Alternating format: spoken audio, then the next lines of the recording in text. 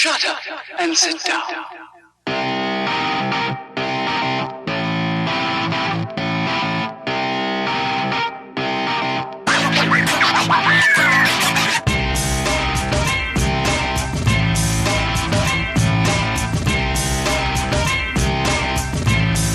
Welcome back to Off the Ropes, and here's your boy over here, Kane, the super hot snooker, and my partner in crime from New Orleans, the Faded Saint. Now, I want to thank the audience, all 6 of you, possibly 7, depending on a good day, that we want to thank you, because today is our 5th episode of Off the Ropes, and you know that may not be a big deal for a lot of people to watch and read and view, but it's a big deal to us here.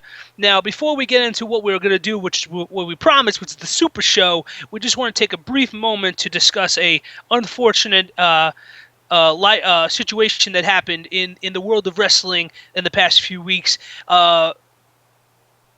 We lost a very passionate and direct and very powerful icon in the wrestling world, and that was the American Dream, Dusty Rhodes. And I just want to let you know, when it comes to Dusty Rhodes and how I reflect from him, even though I was not born for his wrestling years, I was born from the times that he was behind the scenes helping out the new talent, and in this case, how the WWE and WCW worked.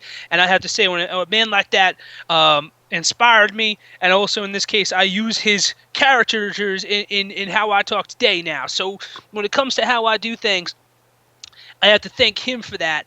And I know that my man over here, Faded Saint, may have the same complexions of how I feel right now about the American Dream. Now, do you believe in that, Faded? Oh, I definitely do. I mean, I can remember some of the classic matches from way back in the day.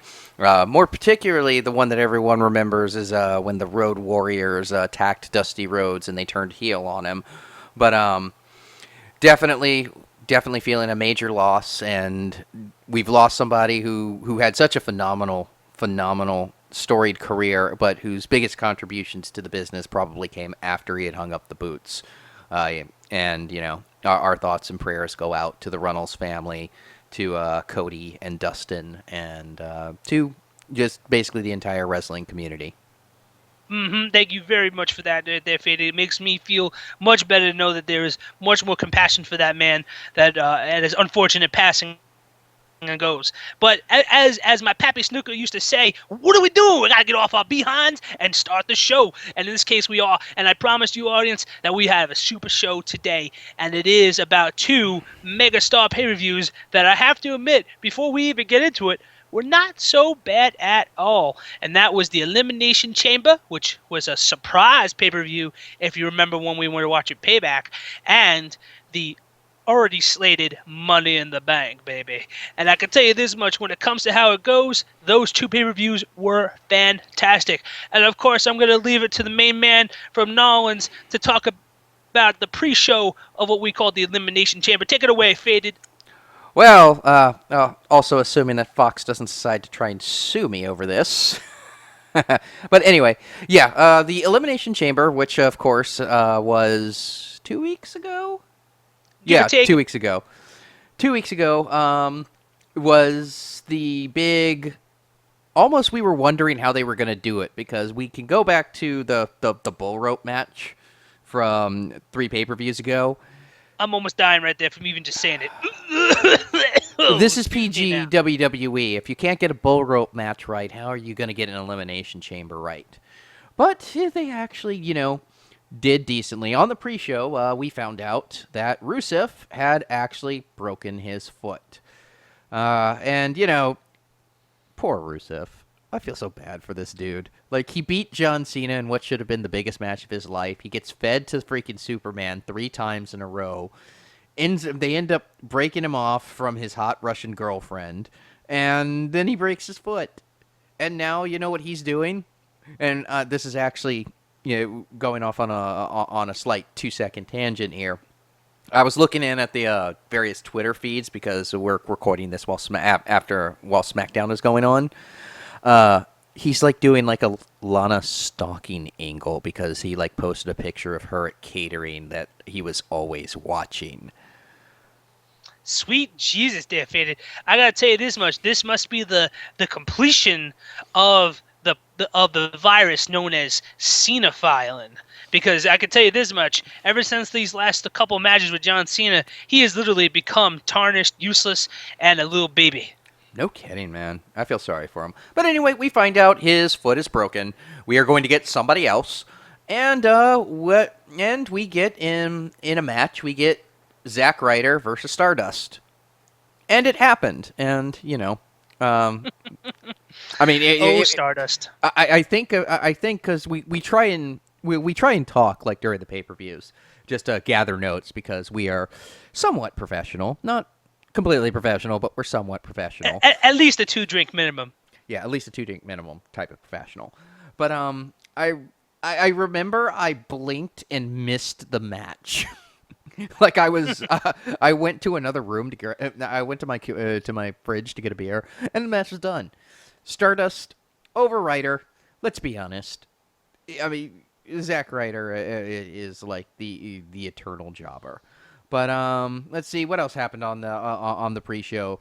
Now this was interesting. Real fast is they did a little thing with Dean Ambrose, and then Roman Reigns kind of comes in, and there's like small talk, and who's like, "Have you got the beer and ice?" Well, I've already handled that. And I thought that was kind of suspicious. I thought that was going to be like Roman Reigns like betraying Dean Ambrose, because it just seemed like, why is this here? It was a really weird placement kind of deal. All I know there, Faded saying, is that when it comes to Triple H coming up there pussyfooting about how he can't come out to the stage because he's not part of the operation, which we all knew that meant he's just going to come out eventually when everything gets all unfair and shit. Yeah, and then there was, of course, Miz TV with Daniel Bryant, which was all right. I mean, I love Daniel Bryant. I'm glad to see him around. I'm glad he's going to be on Tough Enough. But, I mean, this was really just him saying that he's going to figure out what's wrong and he's going to be back. And I really hope that's the case. But, I mean, we're starting to get to the point with DB that I'm starting to get very afraid for him every time he gets into a ring. I'd rather him hang it up and be a trainer now than end up like the Dynamite Kid in a wheelchair. So I know what you mean there. And was there anything else? I know JBL gave us a tour of the chamber. And yeah, that happened. We all know that's just all. We've seen that thing happen 20,000 times now. I think we're good on that one.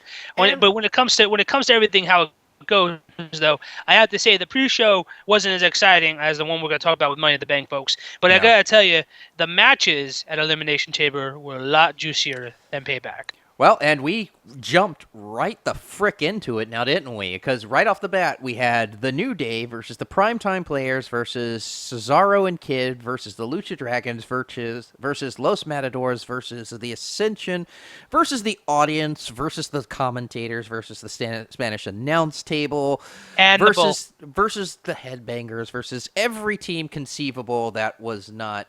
Did they miss any tag teams, or did they get pretty much all of them? With the exception of the Usos, because they know they're just taking his brother's taking a vacation while the other one lost his leg. Oh, and so, and of course, my favorite tag team, Harper and Rowan, was not invited to this party. I have a good feeling that Harper was probably shaving, in this case, his head on top of his head, and probably put it on the end of the extensions for his beard and all. Oh, but they look like they've got some good things coming. But we'll get to that. We'll get to that after the break. I like it, but let's definitely talk about that first ever tag team elimination chamber match. I have to tell you, though, in this case, when it comes to matches goes, because you know how I am a critique finesse for the tag team world, as you know, because I'm the 6-time IWA champion. And I got to say, when it comes to the very first, and I mean very first tag team elimination chamber match, the one thing I have to say that they did well was a first impression. Oh, yeah, definitely. Definitely. And this was kind of my thing about this is, like I said before and like I alluded to before, we're in the PG era of the WWE. If you can't get a freaking bull rope match right, how in the hell are you going to get an Elimination Chamber match? And the answer was a bunch of stunts. Now, story going into this is that apparently on a SmackDown that I didn't watch, the New Day came out and assisted the Authority in doing something with someone. And as a result, Kane said, hey, all three of you can defend the titles. You can all be in the cage because that's not an unfair advantage. So... Hey, if the Matador can be involved, so can Yeah, what so was can up one with of them. that? What the hell? You know what? I was talking to Pappy Snook about this, and I said, Pappy, why did they even have that little thing? And he goes, "You talking about that midget in the horn costume?" I'm like, "Daddy, we can't talk about that like that. We gotta just talk about him as a matador." And he goes, "Well, I can tell you this much, matador or not, that little midget in a corn costume was a pretty good stunt. So I don't care how many people were in that match, even the audience can be participated. It was well worth it. So you know what? I'm gonna just take care of Pappy and understand what Pappy's talking about." I would have taken Natalia any day. But Oh, just imagine if she came out of nowhere and gave something to sharpshooter or something. That would have been amazing sauce. I honestly believe that Natty Neidhart could take the Ascension and the Lucha Dragons by herself and just put them all in the sharpshooter at the same time.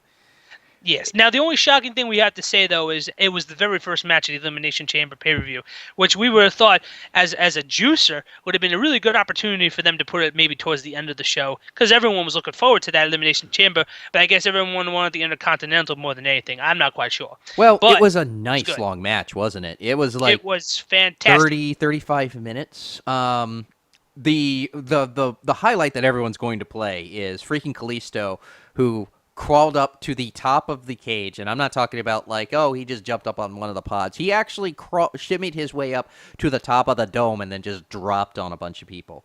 And then Torito did the same thing. It was pretty much one of those things where there was no way in hell we were going to get all 6 tag teams in there at once. That was just too many bodies with too much steel, with too much going on.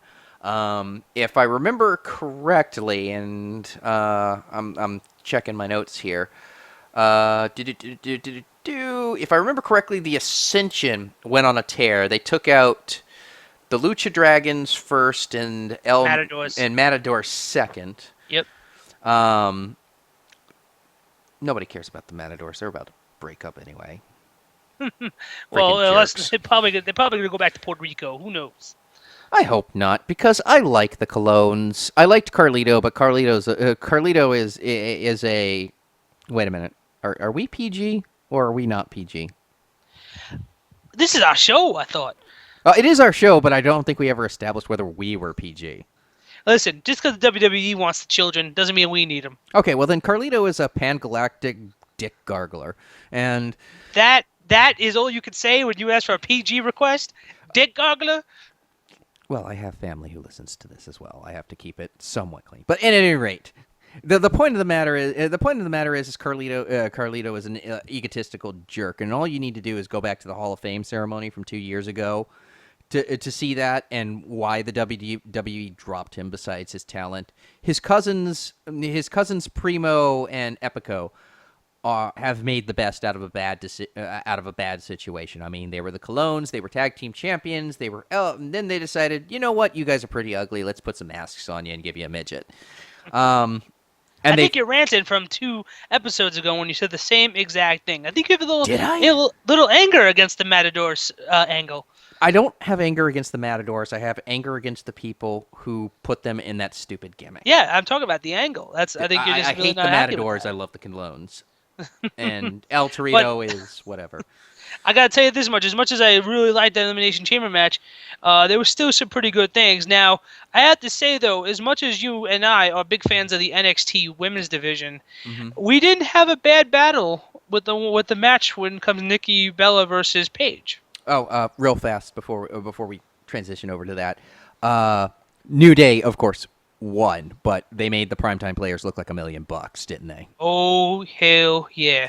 It was so good I didn't even want to mention it.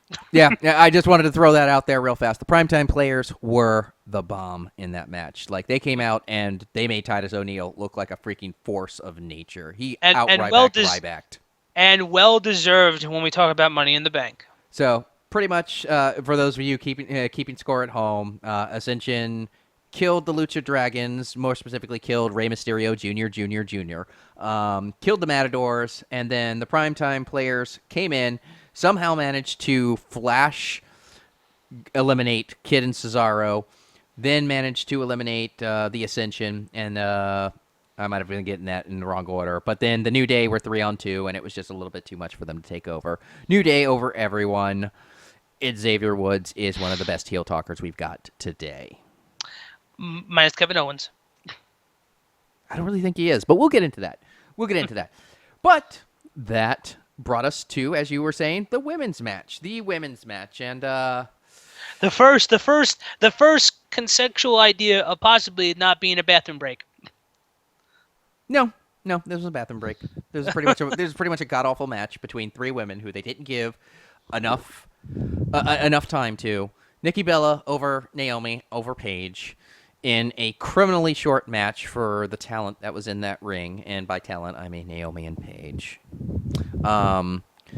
Really, that was a setup match for.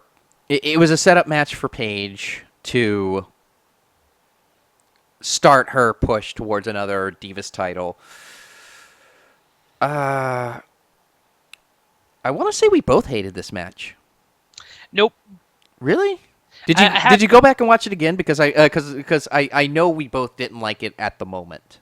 I gotta tell you this much, Fade. When it comes to this Saint, the only thing I have to say as far as a triple threat match goes, it was the most durable for having all three fighting each other.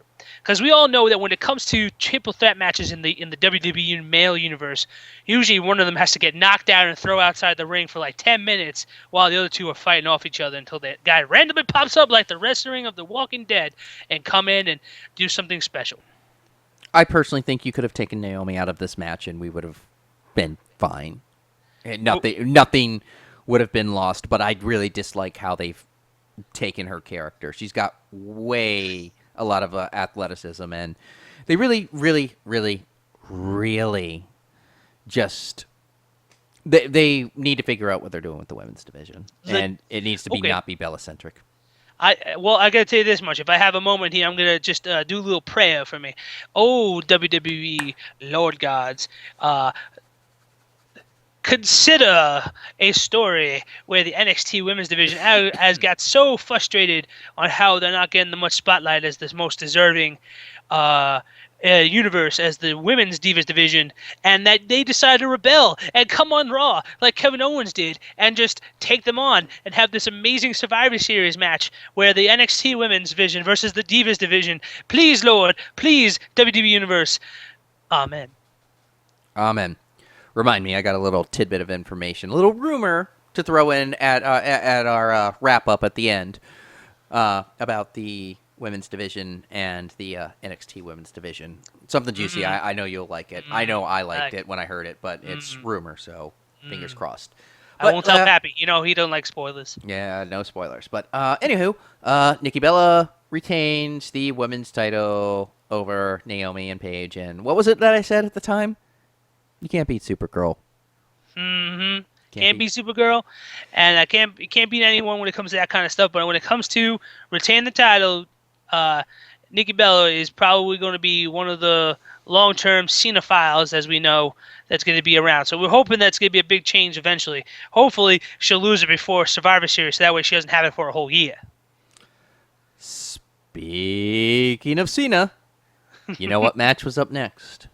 The best match in the universe? Well, yes, but I'm going to preface this, and I'm going to just get this out of the way right up front, and I know you feel mostly the same way about this match, which this match is, of course, Kevin Owens fight, versus John Superman Cena. And here's the thing.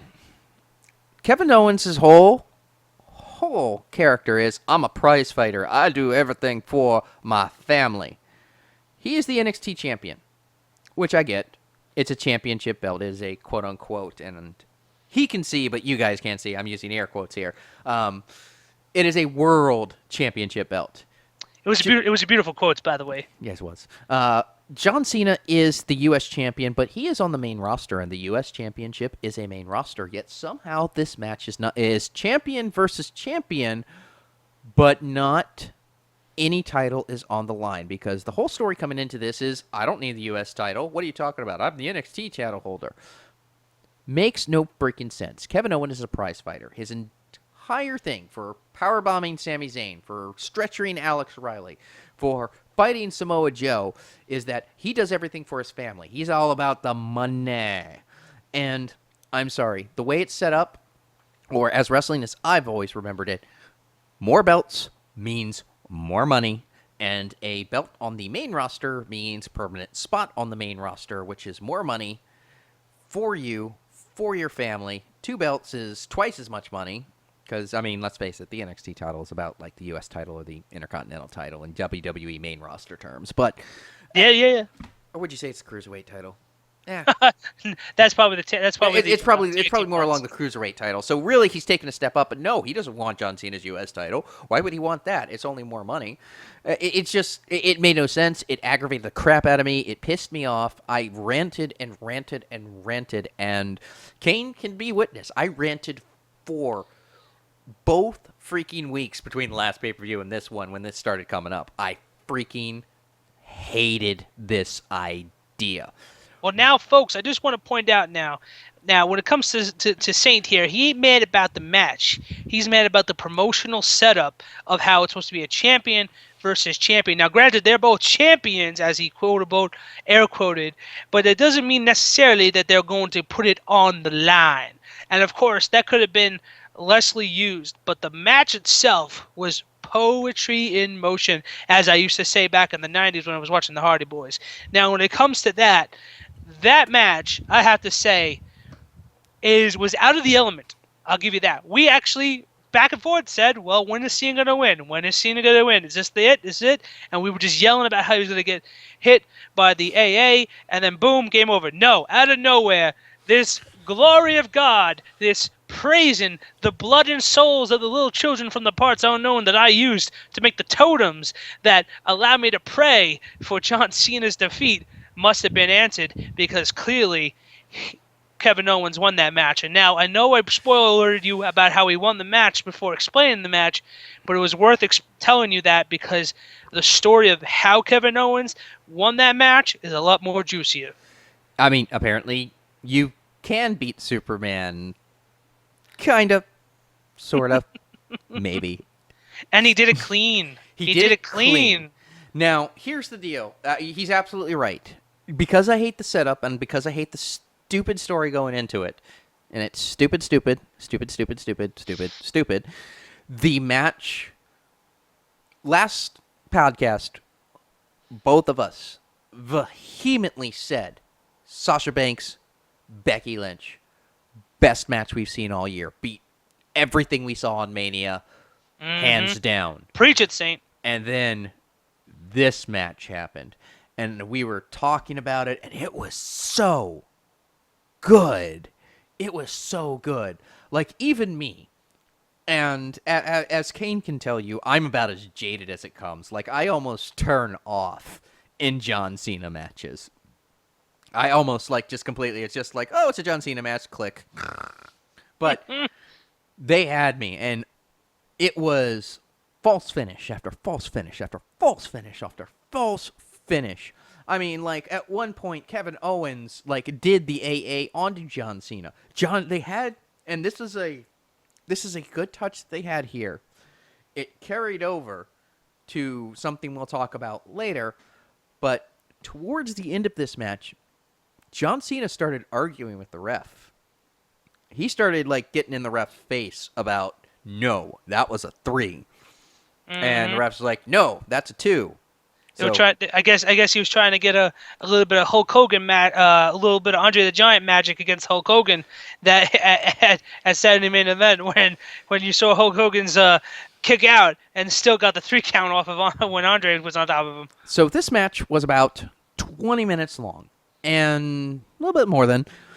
And when he finally hit that last pop-up powerbomb out of nowhere. And it was out of nowhere, kiddies. What was my reaction to that when the referee made the count? Yeah, Kane can tell you exactly what I freaking said. I could tell you much. If he wasn't requesting a PG audience, I probably would tell you the whole thing. But in this case, he was so Oh, impressed that he even know. we've established it's our show. We're not a PG audience. Let's go. Yes, but dick gargling doesn't count as some of the bigger, more stronger cursive words here. So I'm not quite sure if we're gonna get on topic with that. No, let's do it. Let's do it. It's super show. Let's do it. Let's go. It's super show. Well, in this case, today's an awkward day for me. I'm gonna have to do all my work here because when it comes to Jackie, I put her on vacation today. She must deserve that. I yell at her too much now. But when it comes to how you were when we saw that happening was just intense. Because when it comes to him, even in the Money in the Bank match that we're gonna talk about a little later, John Cena just doesn't know, man, how lucky he was to have that match. And in this case, even Kevin Owens coming out with the surprise victory. But if you give me a minute, I'll definitely recall exactly what you said so we can get this going on here. Because here's the thing that many people don't know about us, folks, and that is me and Fade. We talk a lot, and I'm scrolling at least 7 pages already just to even get to the topic we had here on the Money in the Bank on the Elimination Chamber match. Well, I can almost paraphrase it for you to keep you from having to scroll through all of that text. Basically, my reaction was, no way, no fucking way. There was no goddamn way in the stratosphere that they just let Owens go over on Cena. That is not a thing that just happened. Mm-hmm. And then Kane assured me that is exactly what we just saw. And then what? The very next thing I said is like, awesome. I hope they don't Rusev him. Yeah.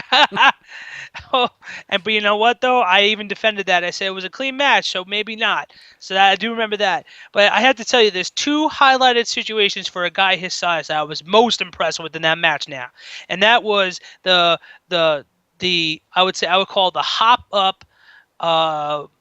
Shooting star press that he did, where he was on when his legs were on the mid belt turnbuckle.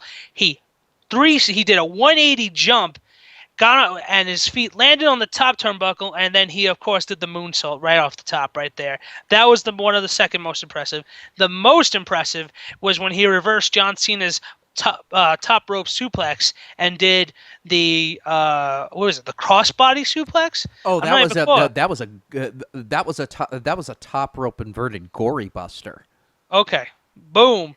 Well, I would yell at Jackie, but Look that up, he's kids, not here by today. the way. But oh yeah, it was an excellent match. Oh my god. And you know, I realized something when I was preparing for the show. A couple of shows back, you remember I say, when was the last time you remember John Cena having a bad match? And then, ostensibly, we got the bull rope match, and then we got the I Quit match. And it was just like, wow, those were pretty damn horrible matches. This made up for it.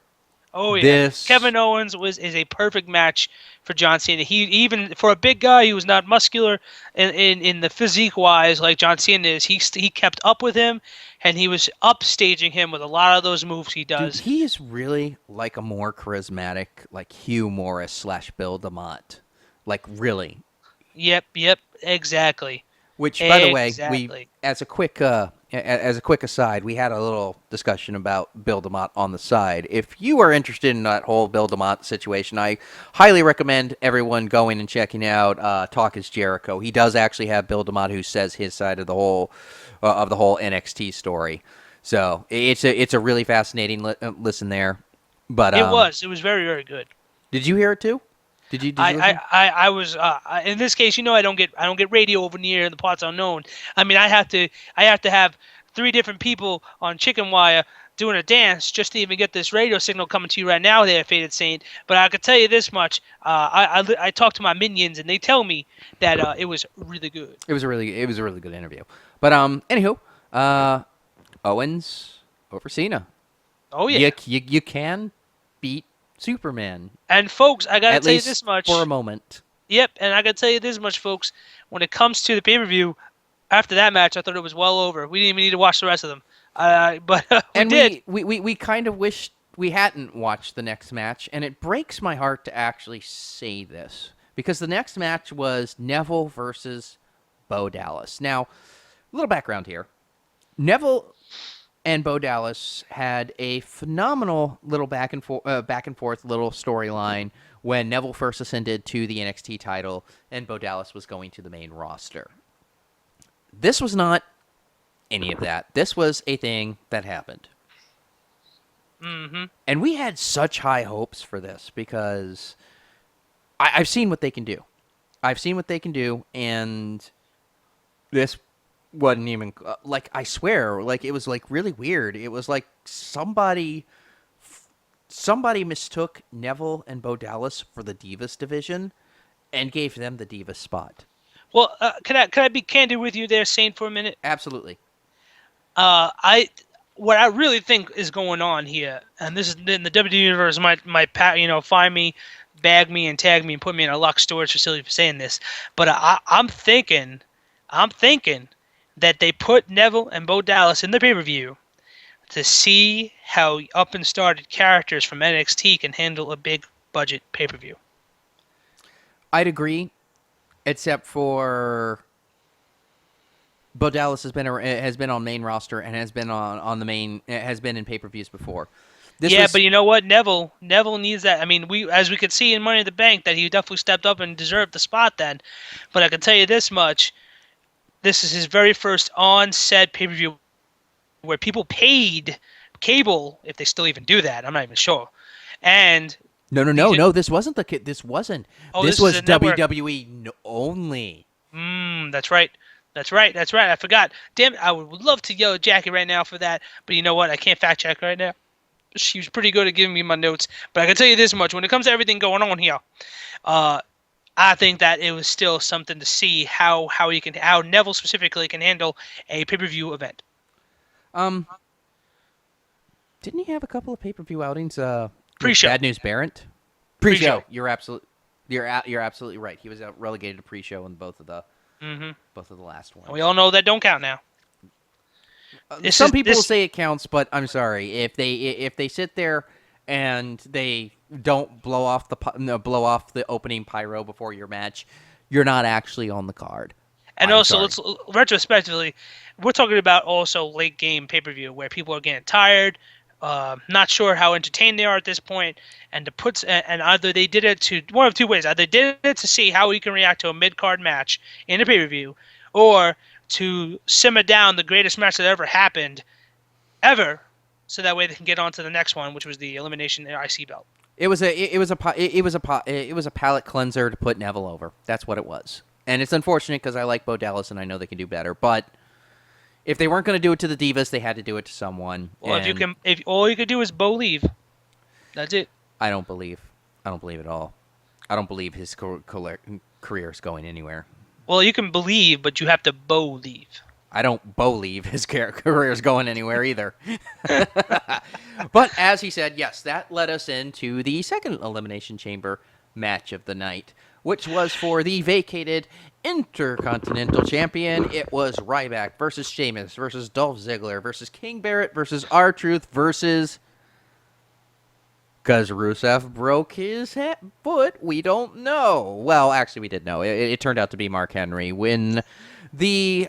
I don't know. How do you feel about that? I was just kind of like... He was on my suspicions list for one reason. I put a list together of who I think could come in, and he was my authority decision. You know, I'll be honest. I just kind of went, really? I love me some Mark Henry. He is been a wonderful staple of the WWE. He's always reliable. He's always a guy that you can count on. He's big. He's believable. He's a legitimate tough man. And I was just like, we could have done better there. We could have gotten somebody in there. But at any rate, a lot of us thought, especially you and I thought, was going to be Bray Wyatt. We're going to get to that after we finish because we're going to have a slight sidebar about something before we get to the break, but after we do the pay-per-view. But yes, and Bray Wyatt was not on this pay-per-view. What the fuck, WWE? But we'll get to that in a little bit. Faded Saint, that's two F words out of you this today. I don't know what's going on. Yeah, I might look scared. It's a super show, and I think you escalated to a 4-drink minimum. I think. I'm on 2, so that means I need 2 more. Damn. We need to get to the break soon. but after the battle comes in, we did have a pretty good Intercontinental match, and as far as elimination goes, it was definitely a surprise to find out who the winner was. There was a lot that happened in this match. I don't think this was as good as the tag team match. It was all right as an elimination chamber, but it seemed like they were going out of their way not to kill each other. There was Daniel Bryant came out first, and he sat ringside so that he could present the IC title belt, which master stroke there, and we'll get into why in just a couple of moments. And also, I do feel very bad that we did have to lose a great man to another injury related issue here. So we're hoping that he recovers and he'll come back. I hope so. I hope so. I hope they can figure out what's wrong with him because I know this has been plaguing him for the last 2 years, and he really is great. Yes. So basically, I'm trying to remember. I'm trying to look over the notes here and see. He's like, Mark Henry, Sheamus, Truth, and Ryback were in the pods, and that means King Barrett started off against Dolph Ziggler, who went out there and did what he's better at in the world than anyone else: take stupid bumps and job. Because that's what he's better at than anyone else. And I feel bad saying that because I actually like Dolph Ziggler. I think he's a great wrestler. But for some reason, he takes stupid bumps and he jobs every single time. He's like the Kofi Kingston of other matches, except Kofi Kingston is only used in that manner for battle royals and ladder matches. He's a good hand to get some good stuff. But Dolph and King Barrett start off.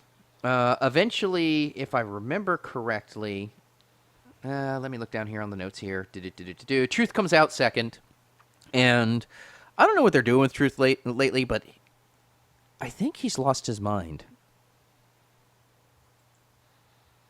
It could be.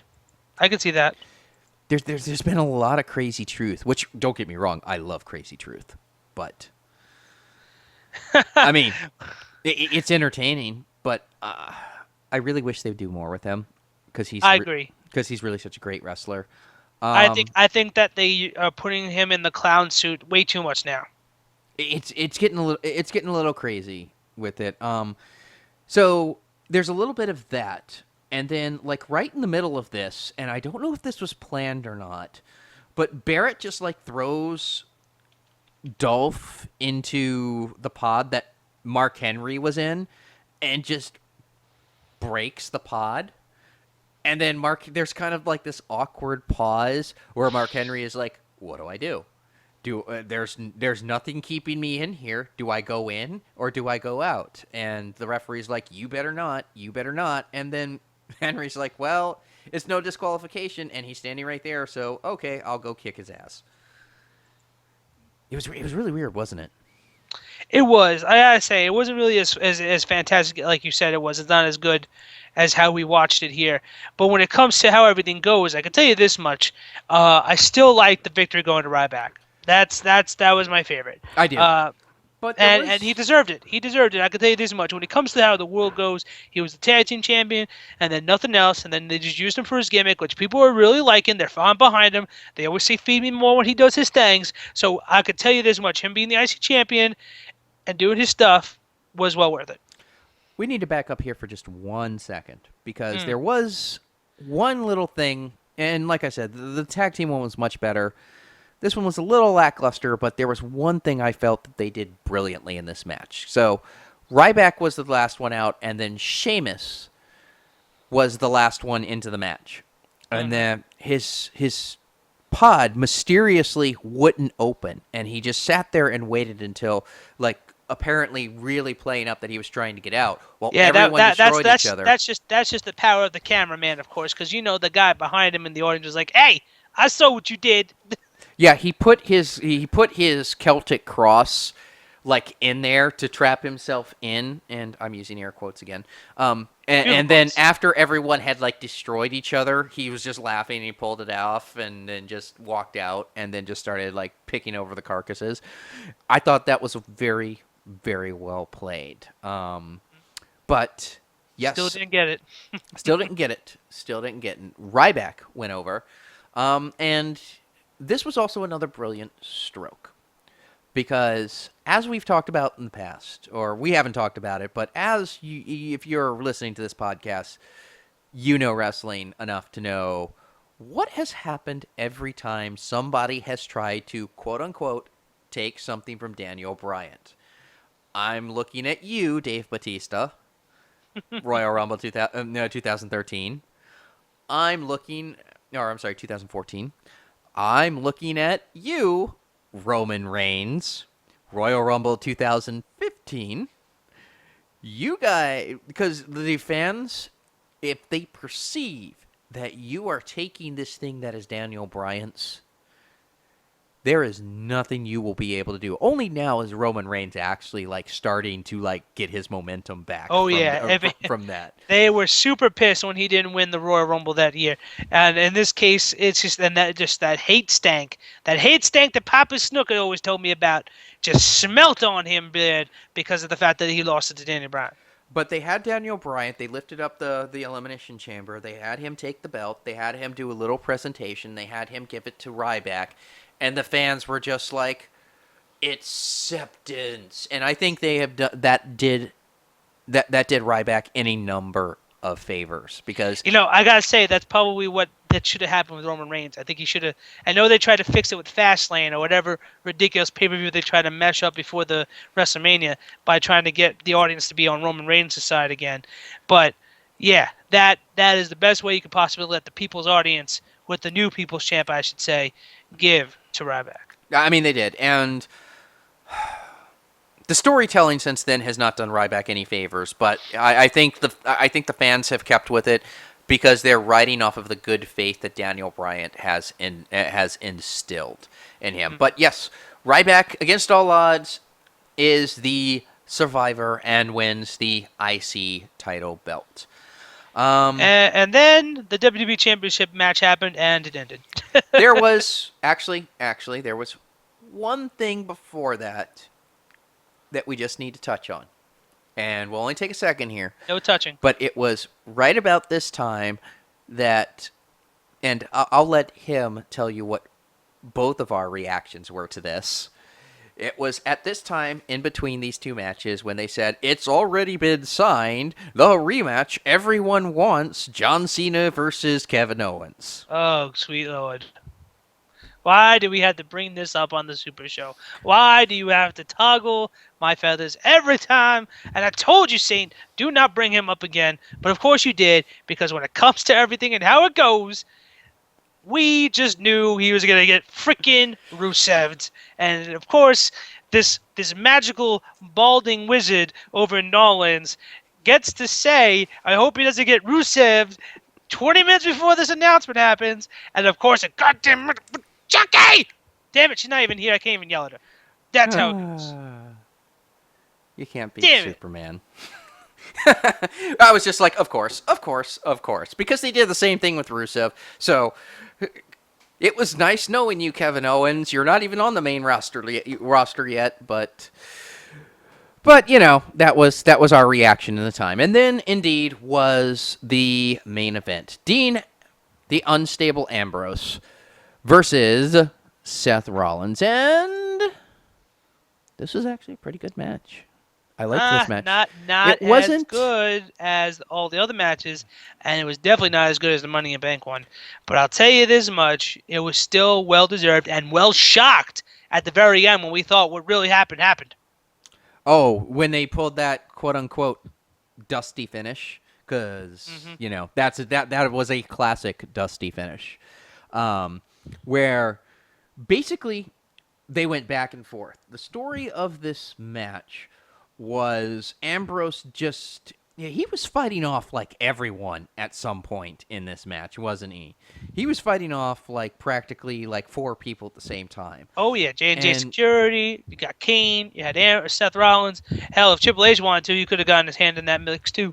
But he was coming pretty close, and this was a good outing by them. They've had a little bit better, but I mean, it was a good outing. But the ending of the match was Dean Ambrose jumping off the top rope to do that standing elbow drop that he does, and then Seth Rollins pulling the referee in the way.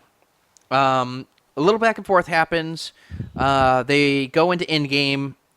Ambrose hit Dirty Deeds. Another referee comes from the back and counts to 3. They actually announce him as winning the WWE title till referee number 1 comes back up and there's something going on. And apparently referee number 1 decides that, yes, Dean Ambrose can still win, but no, he won by disqualification. Mm-hmm. I know what they were trying to do here. I get what they were trying to do here. They were trying to piss me off. Well, no, they weren't trying to piss us off. That's what happened. That's exactly what happened. They pissed both of us off with that one. But this, and this is going to get touched on when we talked on the Money in the Bank, but this is basically the beginning of the starting trend that I'm hoping is just coincidence, but it's happened in 2 straight pay-per-views where a referee is just completely, inexplicably an idiot and just for no utter reason. I mean, clearly he won, and clearly, obviously, he should lose. But to sit there and not counter what the first referee said, but just change the way it happened. Because what does it matter if it's DQ or if it's pinfall? I mean, as a referee, you're sitting there saying the only difference is that he got himself intentionally disqualified and he doesn't get his belt. Why wouldn't you let the first ruling stand up? I mean, right? It was BS. They were building up for the story of the next pay-per-view, which we'll get to in a second. But, I mean, great match. Not the best match. Great match. But what a horrible freaking way to end that match. It was just, it made no sense. There were 20 other ways that you could have ended that match, and it would have been just much better. I don't know about that, Saint. In this case, this is where I probably disagree with you. I think it was brilliant because then it gave us the issue of the arc, what they were going to do afterwards, right? Which was the Money in the Bank match. I do love that they went classic Ambrose and stole a belt, and took it for hostage and brought it with him. He's probably was gonna sell it to Gravity so Gravity could start paying back. In this case, Neville, but we don't know. But I know this much: when it comes to how it went, the match itself was not as good as the proactiveness of the Arch for Money in the Bank in the 2 weeks that followed. So that's probably why I said okay, we can accept this once we saw the Night Raw. Well, it was to me. It was the fact that this was the sandwich pay-per-view in a 3 pay-per-view 6-week turnaround. Or 4-week turnaround, actually, because 1 pay-per-view, 2 weeks, 1 pay-per-view, 2 weeks, 1 pay-per-view. 4 pay-per-views if you include TakeOver. So it was kind of a lot to stomach. But I think, but you know what? I tell you this much, Shane. I think since we're in the social media world, ever since WrestleMania 31, I can promise you this: I think we can handle a lot more than we used to, where we had to order it on a pay-per-view over cable box. But we can. My thing is with the pay-per-views, they're supposed to be the big events. Like, if you're going to have to do, like, one as often as they're doing, 1 month is the absolute maximum that you, or the absolute minimum that you can go. Because, they experimented with an 18 pay-per-view year back in the brand split days, and that did not work. That's because they had 3 freaking brands, and one of them didn't want to participate, so they had their own freaking pay-per-views. Now, let's get our story straight here. I gotta tell you this much: when it comes to the world as it is now, I think it could be much more acceptable because of the fact that, 1, they don't change the Titantron for pay-per-views anymore. It's the same Titantron, just with different little images on the screen, and it's always in a different city, so technically the people are not going to get bored of a freaking pay-per-view coming to their town, so we're going to see how it works out. Now, if they surprise us with a random freaking pay-per-view in the next week or so, happening before SummerSlam, not even SummerSlam, but what is it? Battleground. Battleground, there we go. Jackie! She's not even here for me to yell at her. But I got to tell you this much. Battleground, if they do something between Battleground and now, then I could probably say, all right, now it's getting a little too weird. But I think every once in a quarter, they're just going to bring up another middle out of nowhere pay-per-view and enjoy it. You mean like the quote-unquote special event on July 4th, live from Tokyo on the WWE Network that they No, announced last week? that is not counting because that was an invitational from Japan. So we're gonna let it go, and especially I'm looking forward to the NXT match that they're gonna have because Finn Balor is my man. Oh, they are building him up, aren't they, with the Demon Awaken thing? But Oh yeah, that's the thing, Japan demons. oh yeah, and he was really big back in the day. But let's throw it in reverse here for a second. Oh yeah. Letter grade for the Elimination Chamber. EC. Oh, so we're not putting numbers. We're doing letters Nope, now. we're doing letters. We're A through Okay. Z. Or, Z. No, Okay. A through F. We're gonna go that far south. No, we're not gonna go that far south. A through F. You know, All E right. doesn't count. I got you. But you know what? To 'Cause- tell you the truth, despite the main event, I still love the whole thing, and it was actually one of the very reluctant pay-per-views I could have saw this year. I'm giving it an A minus. Solid B. Okay. Solid B. Now here's my reason why I give it an A minus. Elimination tag team match, flawless, amazing. The match after that, when it comes to the well, actually no, it's probably the New Day. But you know what? The women's match is the reason why I gave it a letter grade off, because that wasn't so impressive. The Kevin Owens match blew my mind. That's why I'm still giving it a high grade. And they definitely did too much testing with Neville and Bo Dallas. That's the reason why I give it an A minus. Bo Dallas match, women's match, were not so exciting, where everything else was still pretty good, and a little bad for the main event, but it was still pretty good for the ending results. That's why I'm giving it an A minus. I'm giving it a B because, well, for lack of a better term, although I did like most of the matches on this card, you liked the women's match more than I did. Neither of us really liked the Neville Bo Dallas match, but It was a SmackDown match on a pay-per-view. yeah, it was a SmackDown Let's- on a pay per view. It was a freaking Superstars match on the pay per view, is what it was. But Actually, you know what, good sir? Take that back, because I think Superstars is better than SmackDown. no, Yes. Yes. main event is better than SmackDown, but not All right, I'll Superstars. give you that. I'll give you that. And we're gonna get to that in a second, really fast. But the reason why I give it a B is because even though I did like the two Elimination Chamber matches, I absolutely gushed over freaking John Cena, and I really liked the except for this stupid ending, the Rollins Ambrose match. The Elimination Chamber matches were just not up to my standard of Elimination Chamber matches. All They right. just weren't. I mean, and I understand it's PG era, but it's the PG era. Don't freaking put this kind of match on if you're not going to allow your competitors to at least get maybe a little cut open. Is all I'm saying. Solid B, absolutely.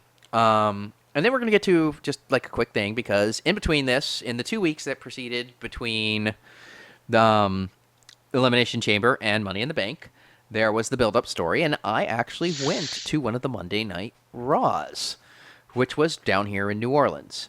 And this is just going to be two really quick points, and I'm going to get Kane's input on this. The first one is as you know, we here at Off the Ropes are big supporters of the women's division. So much so that I almost time every match at this point. And one of the Superstars match when I went to the Raw event was actually Paige versus Alicia Fox. Do you want to take a guess as to how long that match was? 7 seconds. Come on, let's not be ridiculous. But I thought 7 seconds. Go in, page PTO, tap, 7 seconds. the match in grand total was 4 minutes, 37 seconds. Damn. On Superstars, on the show that has 2 matches and then serves as glorified filler. 4.5 minutes. They can't even get decent time on the freaking D show. The other thing is, as we were alluding to last time, is that I've been to 2 of these events now in the last year. I went to one that was right before the Royal Rumble, that was down here at the New Orleans Smoothie Center, and I went to the one that was directly in front of Money in the Bank. And both times, freaking Bray Wyatt was my dark match. He wasn't on the show. He wasn't on television. He came out after. And he did Dean Ambrose in one, and I want to say John Cena. Yeah, he did a match with John Cena in the other one. And my question is, WWE, what the hell? Why do you hate Bray Wyatt? Like, if there was a city that was made for Bray Wyatt, it's New Orleans. But he was like your biggest heel last year. What happened? I mean, do you have anything on that, Kane? I mean, well, minus the fact that I thought Bray Wyatt was with Dean Ambrose in his Twitter feed the following Raw when he was doing the New Orleans runaround, but that was just somebody who looked like Bray Wyatt, and in this case, it kind of fits the bill, as you just mentioned it right now, that New Orleans is built for him. But I have to say, I think they were just cooling him down after the Ryback match, so that way we can get this bread and butter going, which will explain at Money in the Bank. He doesn't need to be cooled down. They need to figure out, first of all, is he a face or is he a heel? That's the issue here. He's none. He was trying to be I honestly tweener. I thought he was trying to be like Mankind, where we don't know where he swings until the match happens. So, in this case, I honestly don't know. Maybe they were just giving a little moment to reassess his type of his change of how he plays. We don't know if there's a bigger picture because of the fact that Harper and Rowan are right now tagging up again. Well, I don't know what's going on with the family, if they're going to even bring that back. That reminds me because I was at the event and I was texting you when it happened. I was at the event where Harper and Rowan on TV pulled not one, but 2 3Ds. And you were the one that told me that, because I couldn't hear the announcers because obviously I was live there. You were the one that told me that it was the way. Yes, that's what they're calling the 3D they're doing, the way. Rumor has it that the Duds were not too happy with that. Yep, I heard about that rumor too, and it looks like it might be a fruitional fact because they're in the middle of contract talks now. Hopefully that's something we're going to see very, very soon. But if the Duds come back, I mean, we've been clamoring. Like, if we could get, like, the Dudleys or the Hardys back, because we know ENC ain't coming back. Christian has concussions, Edge's neck. Never going to happen. But if we could get the Duds or the Hardys back and, like, really put over some of these teams, we could have a tag team division again. But, I doubt the Hardy Boys are going to give up their TNA contracts for a one-day situation. Probably not, but I think the Dudleys would come back and work a small little program like the New Age Outlaws did a couple of years ago. But at any rate, that was the little thing. It was definitely fun, but I mean, seriously, guys, Bray Wyatt is one of your most unique and hottest commodities that you have, and you keep just like keeping him off TV for a week. Got to stop it. Yeah, stop putting him in the grave. Exactly. Now, but before we get to our break, I just want to say that when it comes to the Raw recaps and how everything's going. Right now, the best build-up has to be the whole thing that we're going to lead up to, which is Money in the Bank match, and that is how they made Seth Rollins try to man up and nut up in the 2 weeks following to Money in the Bank by having him say, I don't need the Authority, I don't need Kane, I don't need J&J Security, I can do this on my own. And we're going to see how much is that proven fact at Money in the Bank when we talk about it. By the way, that match, the J&J and Seth Rollins match, was awesome live. I don't know if you guys got it, but the crowd was super hot for J&J Security. Well, how can you not when Joey Mercury won that match for them? Oh, there was a "You Still Got It" chant for Jamie Noble. Oh yeah, but he's not bad. He's just bad. He's just tiny. He's not, and he really doesn't get enough credit for what he did. I know he doesn't have like the championship pedigree, but he was cruiserweight champion and the WWE light heavyweight champion a few times. Joey Mercury's got three tag team belts. I think everyone forgets how good these cats were, especially when you come to consider that Jamie Noble and Joey Mercury did a lot for a lot of the careers of the people we know now. In fact, you can actually say that the Shield was successful because Joey Mercury told them what to do. Oh yes, he was their agent. But wow, that part of the Super Show has gone on. This was in fact a Super Show, and we are living up to our expectations here because we promised you folks, and we're delivering. It's because that's about 1 hour on the dot that we've gone about. So We're going to come back. We're going to give you a little musical interlude, and then we're going to come back. I might even break this into two parts for the publishing, but we'll be back with part 2 after the musical interlude. On behalf of Off the Ropes, we would like to thank bensound.com for our opening and closing theme. And today, as opposed to the normal mashup, we decided in honor of Dusty Rhodes that we would give you his most well-known theme song. So this is his second entrance song in the WWE, "Common Man" by Jimmy Hart. American dream.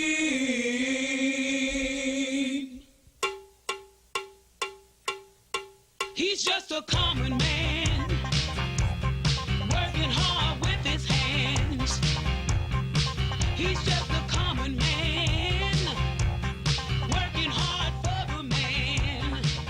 Hey, he's American dream. Hey, he's American dream. If you're black or white, redneck, funky, that's alright. Blue-eyed with a lot of soul, common man has got his gold. Hey, he's American dream. Hey, he's American dream.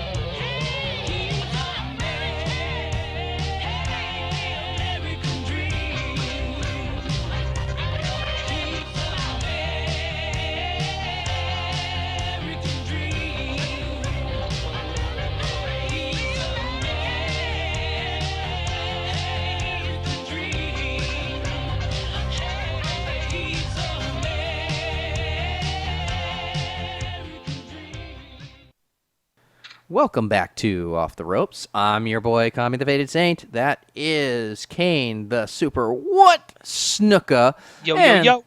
And today's show has been brought to you by Fox, because they didn't sue us. I'm not bitter. Man, you got that gripe now, don't you there, Faded? I'm not bitter. I'm not bitter at all. I don't know what you're talking about. I think you're just vengeful. I like it. I am vengeful. Screw those guys. But that's something else on a different continuity and a different show. But, well, as we promised, this is, in fact, a super show. We went through one pay-per-view, and damn you, WWE, we have another one to go through here. And we're going to try and spare you guys and not make this as long as the last one. But we got Money in the Bank, and that just happened this last weekend. There was 2 weeks in between that and Elimination Chamber, and I have to say that, all things considered, they did a decent job of building it up, about as decent a job as you could do when you've only got 2 weeks to build everything up. The pre-show was a pre-show. It was really kind of a somber kind of thing because Dusty had just passed away. They had a match which was R-Truth, who I swear to God, like, is it just me or did Barrett just like sleep with someone's daughter on the writer's staff? Like, this guy can't win to save his life. I don't know. Maybe he slapped a butt or two when it comes to Stephanie McMahon. I'm not sure, but when it comes to how it goes, I don't. If he could lose to R2, then we got some problems. And the other thing about it is, don't get me wrong. I love me some Crazy Truth, but it's starting to overstay its welcome. We mentioned the Raw that I was at, and that was the infamous Raw where R-Truth came out and was talking about how he's going to win in the Money in the Bank, and they did the whole comedy gig. It's like, you're not in the Money in the Bank. And it was hilarious in person, but they're really just kind of stretching this out a little too much, especially when you've got stuff like the meta powers of Macho Mandow and Axelmania going around. When you've got so many comedy acts as it is, it kind of feels like they're trying to like find the next Santino. Is that just me? It could be. I could tell you this much: when it comes to how it goes down, I really don't want to get much into it because of the fact that it's upsetting. But I could tell you this much: when it comes to how it goes and everything's going to happen, all I know is that when it comes to King Barrett, I think maybe there was like this little blood contract where you can win King of the Ring, but you're going to take a lot of jobs after that. It kind of feels like he's got the Intercontinental Championship all over again, doesn't it? Mm-hmm. Like, we're sorry for the Intercontinental. Here's King of the Ring. We're just going to job you for a little bit. Love you. Bye-bye. The only other notable thing on the pre-show was they did a really, really wonderful video package for Dusty. Or sometimes how the Faded Saint accidentally puts on his autocorrect the pre-cook show. The pre-cook show. Autocorrect hates me. But I mean, it was really beautiful. Poor. Did you not want to just right at that moment fly out and give Renee Young a hug? Well, after that beautiful and tear-jerking contribution, and I've never seen Pappy Snooker cry as hard as he did when he saw that. But I can tell you this much: nobody was crying harder than Renee Young. She was trying so hard to try to put the vignette for the next segue in, and she was it was worse than choking on some food, because that's how she was talking. She was so hard trying to talk into that. And of course, they didn't let the mic go away after she stopped, because you heard her belt hard right afterwards. Like a second later, you heard her crying real hard. So, bad job on the mic guy. But other than that, it was a really heartwarming pre-show. It really was. And, by the time what had happened, Raw had already happened live. SmackDown was in the can. Dusty passed away on Wednesday. So they used the beginning of the pay-per-view to bring the entire roster out on the stage. They did the 10-bell salute. It was really about the only way at that point that you could have really started the show, and it was beautiful. It was wonderful. They gave the video package again. It was great. It was nice to see everyone come out. Amazing video package, by the way. It was amazing video package. You should definitely go and look it up on WWE.com. One of the best, right up there with Eddie Guerrero. Both of them. It's hard to say that, it's a great way to start off a pay-per-view because, somebody has passed away, but it was a nice tribute to Dusty. So, with that said, that led us right into the pay-per-view and led us into possibly my biggest outburst of the entire night, which went as such. Mm-hmm. They're starting with the Money in the Bank?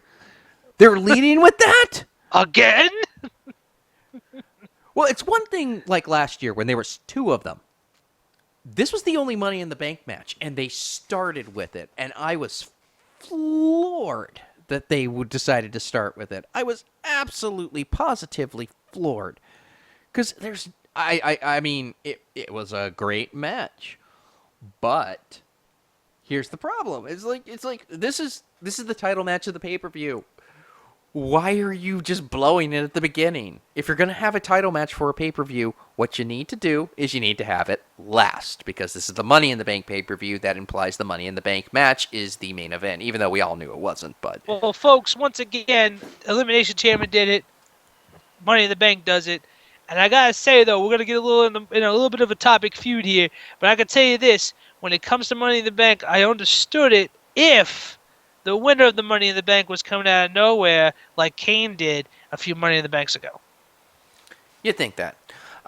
So we had the Money in the Bank match. That was Randy Orton versus Neville versus Kane versus Dolph Ziggler, who Lana accompanied him just out and then left, versus Kofi Kingston, not accompanied by the New Day, versus Sheamus versus Roman Reigns.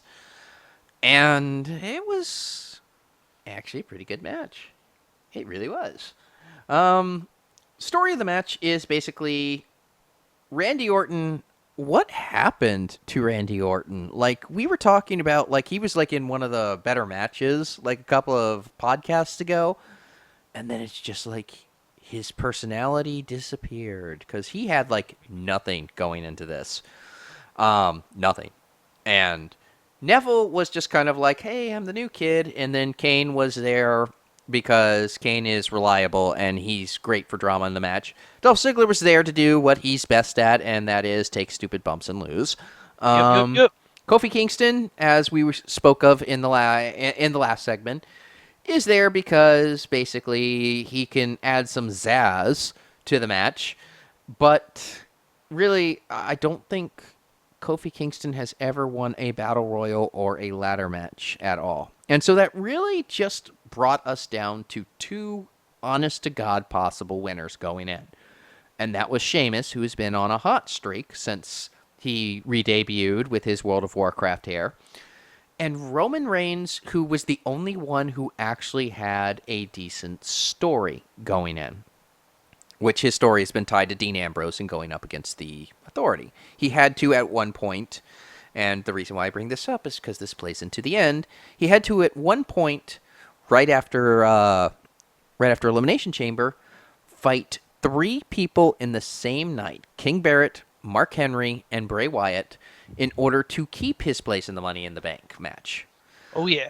And don't get me wrong, I gained a lot of respect for Roman Reigns that night. He wrestled 3 times, and he did a decent job. He did a decent job of selling. He did a decent job of pulling it off. It's kind of hard to talk about a Money in the Bank match because it's just so full of just high spots and bumps and crazy stuff. And the death of Kofi Kingston. Oh my God! Like he died like something horrible. Like there was one point, I forget who did it, but I do know for a fact that Neville got suplexed directly onto Kofi Kingston in a corner, who was already laid out on a freaking ladder. Oh yeah. It was brutal. He died.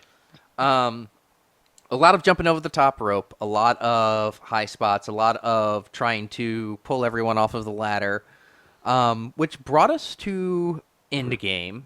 Towards the end, everyone had powdered out, and Reigns looked like he was going to be the one, which wouldn't have surprised anyone at this point because they've been basically trying to turn Reigns into John Cena 2.0 for the last year, and the crowd has just not bought it at all. But just as they got out, as if they heard my angry yelling when I was at Raw Live, because I was actually angrily yelling at Raw Live, but I was like, in the nosebleed seats. But who comes out, who just pops out of nowhere, out of irrelevance for the last 2 months, but Bray Wyatt, and screws Reign out of his chance at the Money in the Bank. Oh yeah. And who gets it? Who capitalizes on it? Because there was no one left, but there was only one person. And I will wholly admit, I was wrong, ladies and gentlemen. I was wrong. Because I had called before the match who I thought I was going to win, as me and Kane do. He called who he was. We made our case. He was right. I was wrong. And who did you say was going to win the match at the beginning, Kane? Sheamus. And who won the match? Sheamus. He won. Oh yeah. And It was either Roman Reigns or Sheamus. No one I else did is it. going to win that match. No one else is going to Nope. win that match. It was a great Money in the Bank match. Not as good as some in the past, but it was definitely up there. Um, I still say maybe not one of the best, but two of the most memorable matches happened at the same Money in the Bank when Miz popped his knee out, and then in the next Money in the Bank match, Sin Cara broke his arm and gave himself a concussion. Let's not talk about that. Yeah, let's not talk about that at all. That's just sloppy wrestling. Alex Riley was in that match too. Yeah. Let's not talk about that. Yeah. But I gotta tell you this much: I'm looking forward to how they're gonna do Sheamus's angle with his Money in the Bank contract. It's going to be interesting because they've already played out the wait till WrestleMania angle with Seth Rollins. Yep. And Sheamus is a heel, the Authority is a heel. So logic is going to dictate that we got to wait until we have We don't. Well, we don't know what's going on with that too now because we can talk about it now more than anything because of the whole 2 weeks before Money in the Bank. The Authority has been giving a lot of shit to Seth Rollins, and everyone hates Seth Rollins. So who knows what's going on with the Authority? People might like how they're treating him and how they're treating the whole operation now. We don't know. We'll get to that when we talk about the main event because there is a lot to say about that. But do you know what there's not a lot to say about? The next match. Which would be Nikki Bella versus Paige. Once Now- again, another copy and paste of what was going on with Elimination Chamber. Big match of what Elimination Chamber was about, and then we go right to the women's match, which is another Storefest. Well, here's the thing. And this is where I'm going to disagree with you, Kane. I liked the match. They actually... Hold on. Say that again. For recording purposes. I liked the match. What? I did. I liked the match. I Hold it. liked Hold the on. match that they had. Pappy!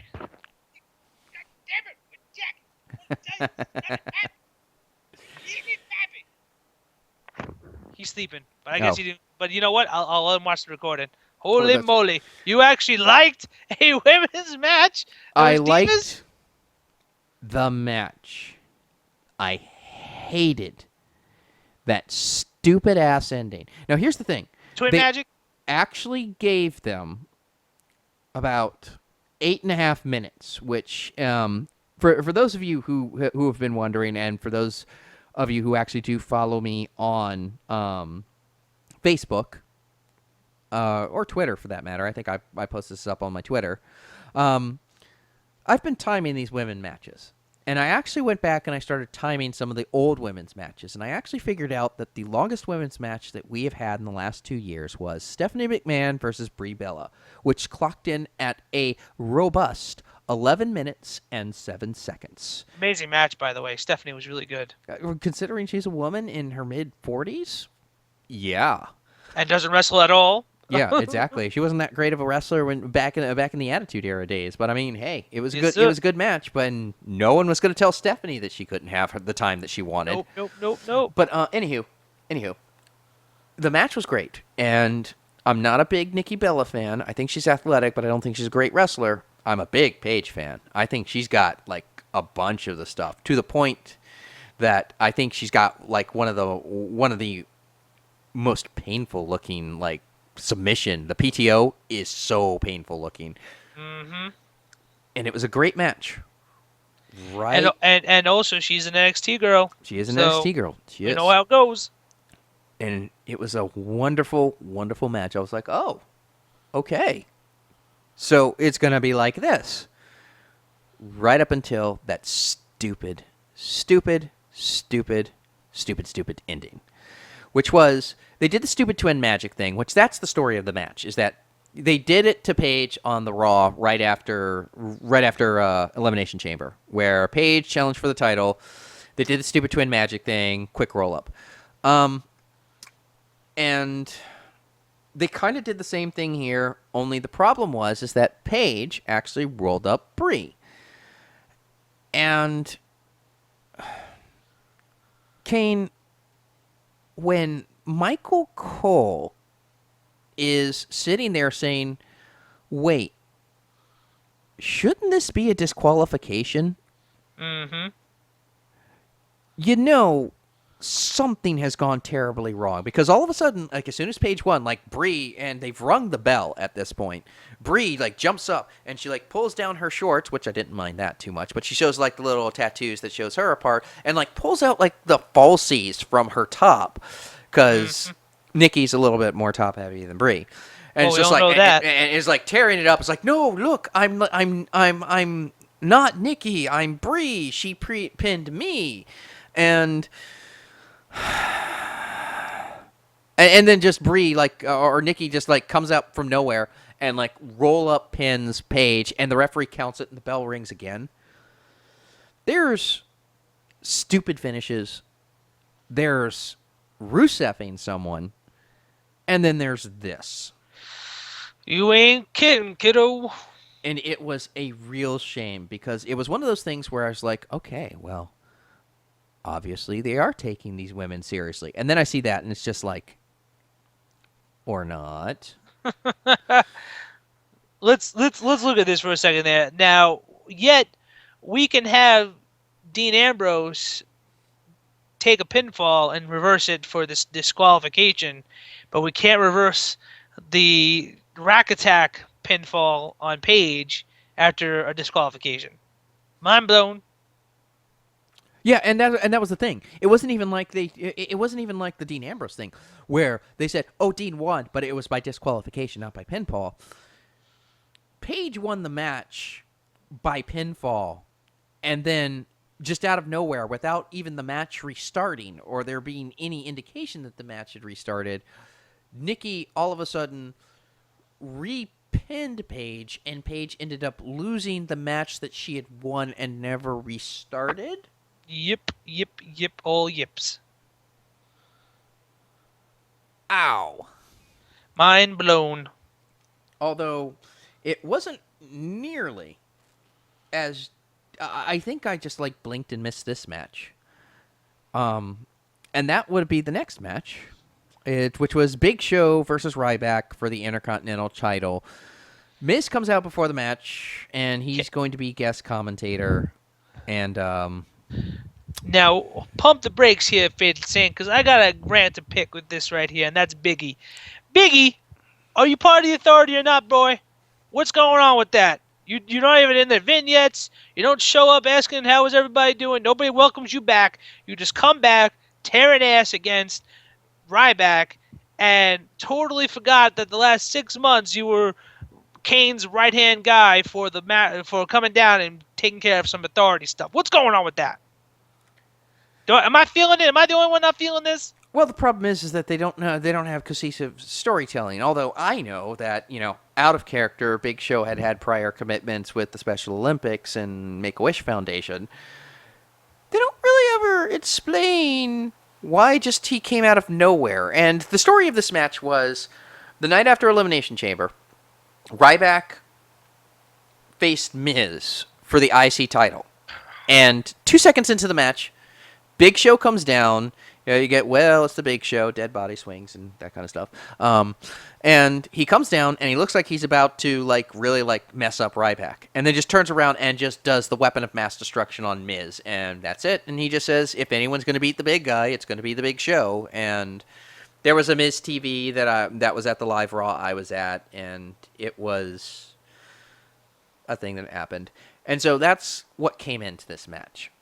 This match could have honestly been on the pre-show, and I wouldn't have missed anything.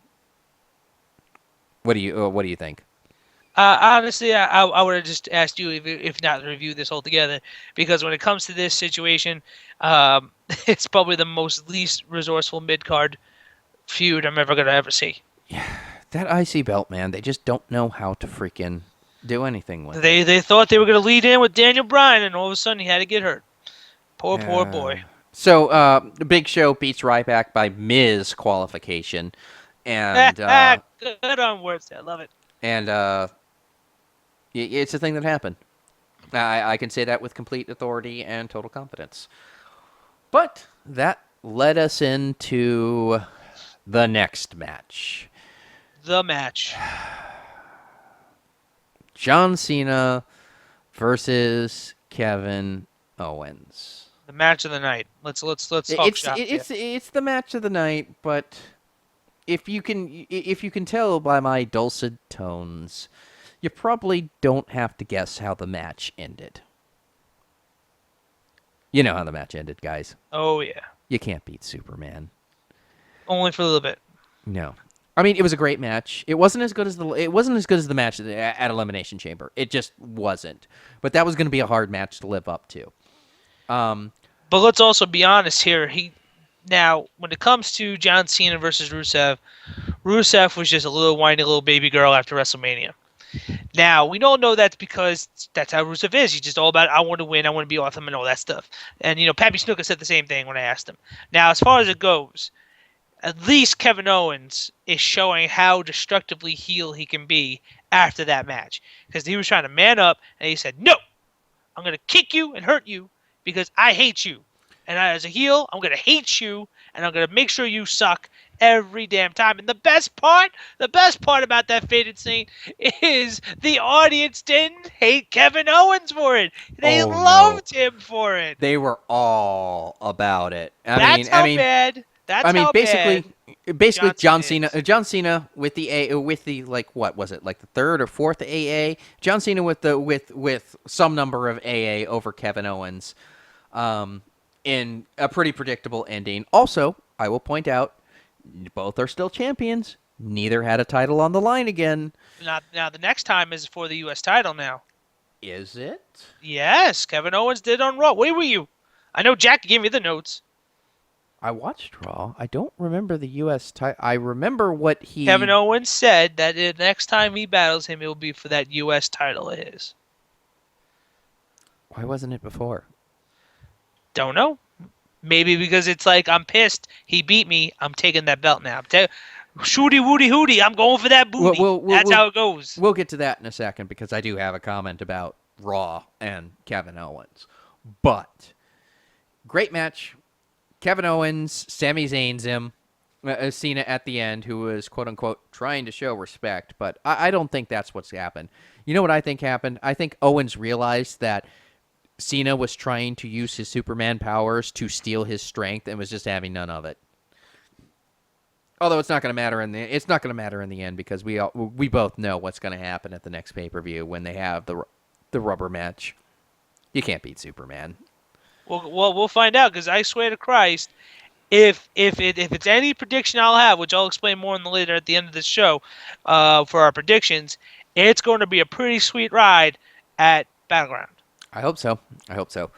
But that leads us into the next match, which was the Primetime Players versus the New Day. Now, this was Big E and Xavier Woods. Sucks. But this was Big E and Xavier Woods because obviously Kofi Kingston had died and was in the process of being resurrected in the back at the time of this match. Now, I feel like we should backtrack here for just about a second. Because I remember when we were talking in one of the first two podcasts, the Primetime Players came up as being the first team that beat the Ascension and beat them. And we kind of dismissed them as jokes. Elimination Chamber went a long way to making them seem like they were a legit tag team. And if Elimination Chamber set it up, this was the payoff for it because they looked absolutely phenomenal. Especially how the Primetime Players were doing so good. I mean, the ending of how they defeated him. It was a little weak. I don't like that. I don't like their idea of that being the finishing move that did it. But when it comes to how it goes, Young, what was it? It was almost like a sit out spine buster. Yeah, wasn't it? Something like that. But I know that when it comes to Young, I think he was the MVP of that match. I agree with you. And I will go as far as to say is I think Xavier Woods did a great job of playing his part as well for the other team. I mean, what can you say? I mean, Titus O'Neil, it's when you look at like the last year when the Primetime Players broke up and then Darren Young got hurt, so that kind of feud kind of petered out.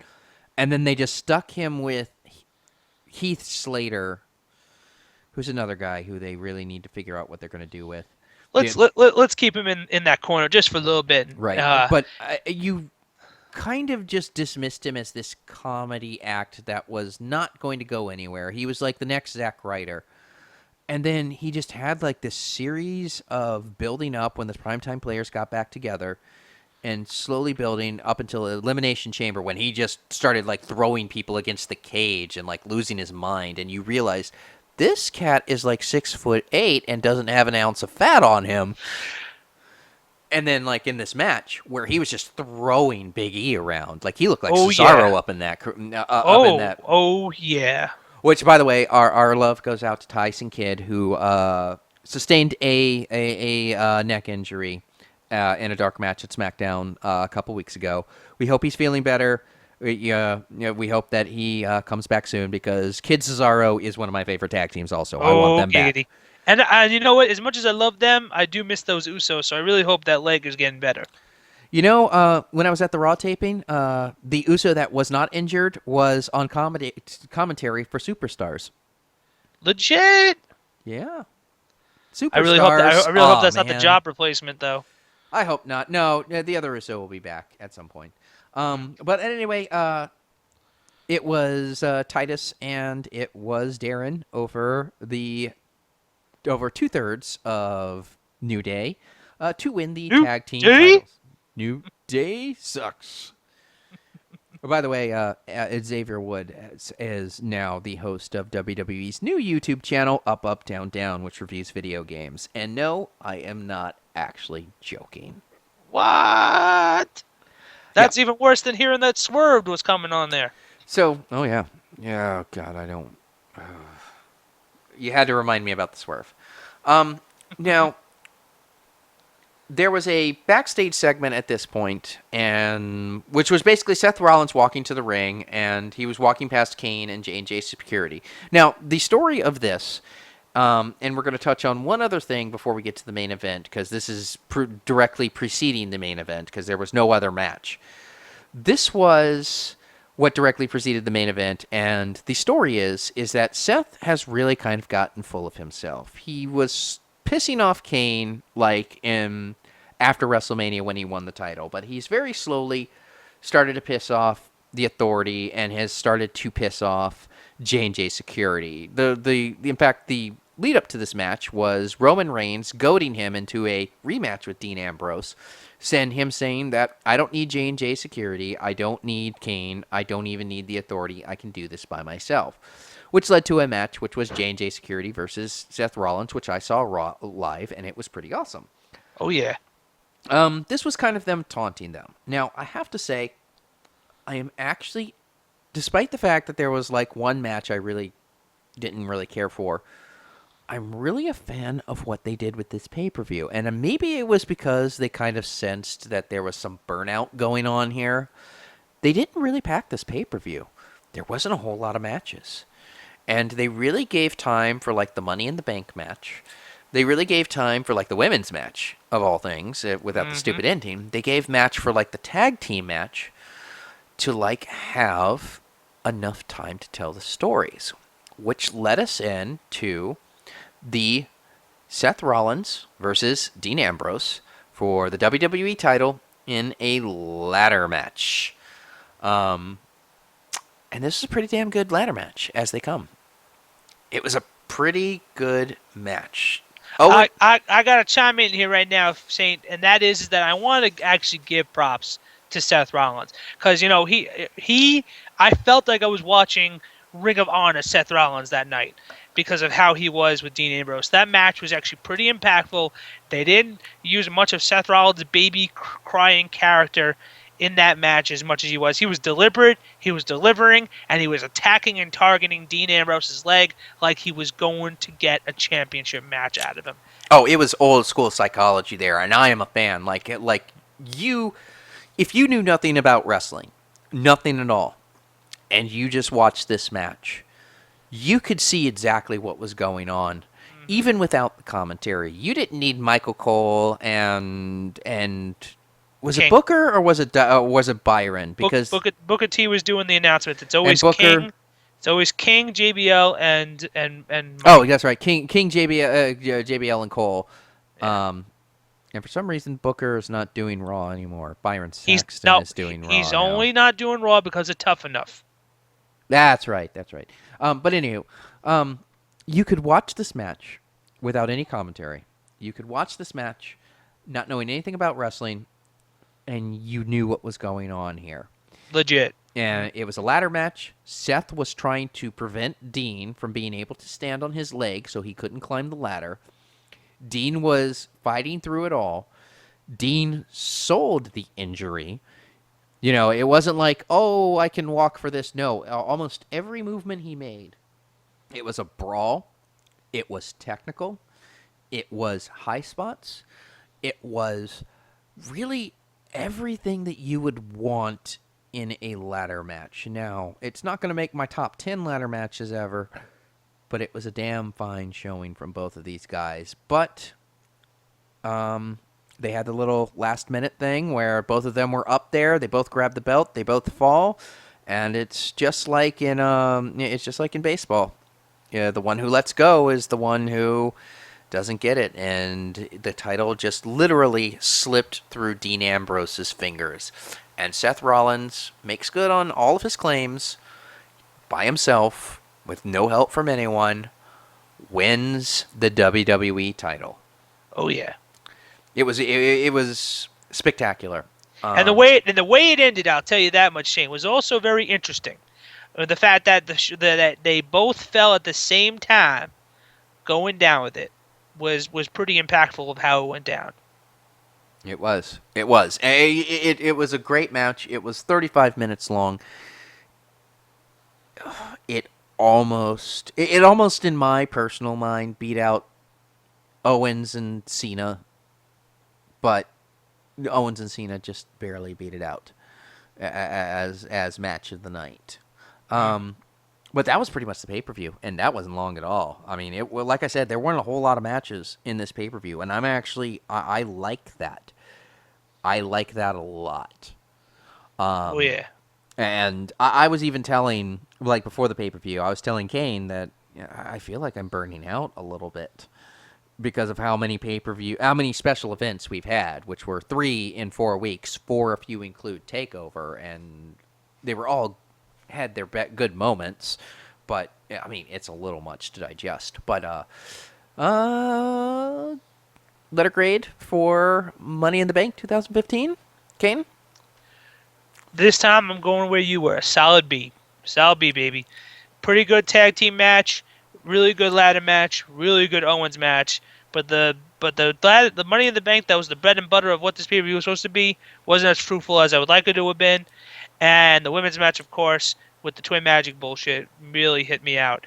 You know what? I'm actually going. This count me on a B plus, only because I'm going to add a little half point because of the pre-show contribution to my man Dusty Rhodes. Well, this is embarrassing because we've just basically switched places here because I was going to say A minus. And the reason why I'm going to say A minus because even though it wasn't the best Money in the Bank match ever, it was a good one, and it was a decent one, and it got my man Bray Wyatt back into the fold, and it surprised me because I wasn't expecting it, and I always like a surprise. The Twin Magic bullshit is just that, and if they had done Twin Magic, that would have been one thing, but it was the way they did it that pissed me off. The Ryback Big Show match was the only part I really detested all the way through, but at least they kept it short. And then everything else was gold. I loved the tag team match. I loved the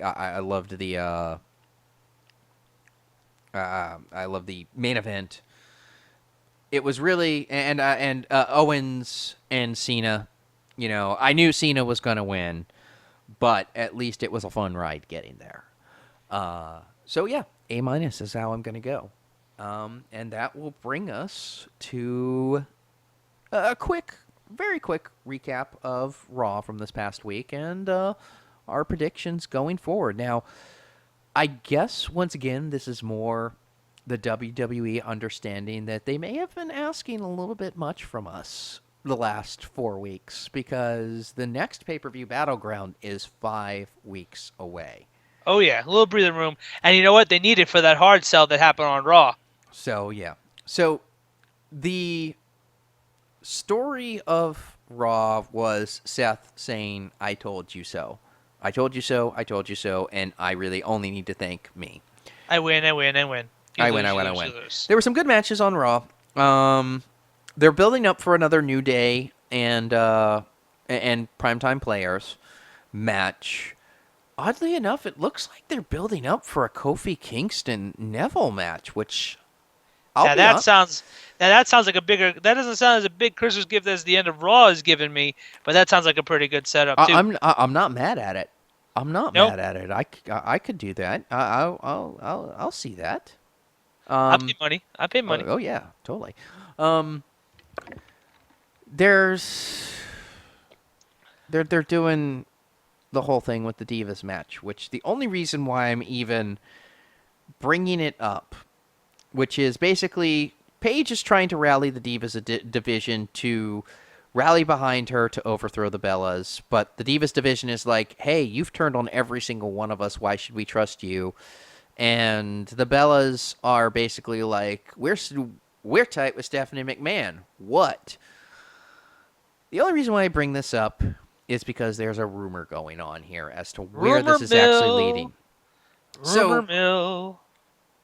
I've very much, as Kane can attest, voiced my, oh my God, please, please, please, please, please, please, please, please, keep the women's division in NXT there if this is how you're going to take the women's division on the main roster. Because if you're not going to take them seriously, I sure as hell won't either.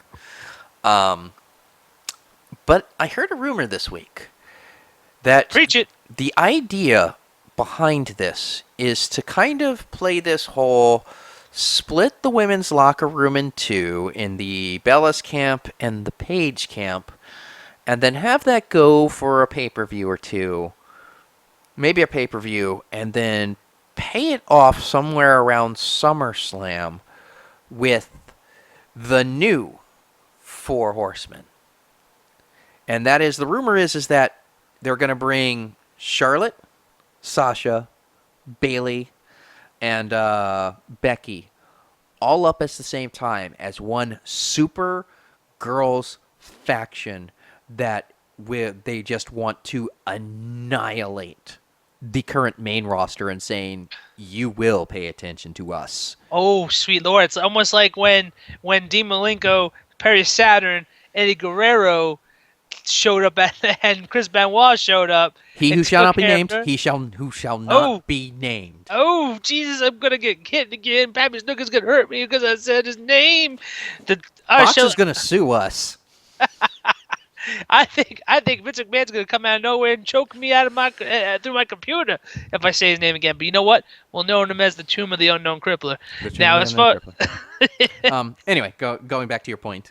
But the point is that it was. I hope it's as exciting as how we saw them come out of nowhere. The only thing I worry about now is Charlotte's not really good with the mic, and if she's gonna be like her daddy and be the leader of this Horseman, she needs to step up on that. If this is the way that they go, and I understand this is so rumor, it's not even funny. It's meta. It's a meta rumor. Exactly. So there's about as much chance of it happening as, it not happening. Coin flip, But I am so for this. But that means all of them have to be good friends then.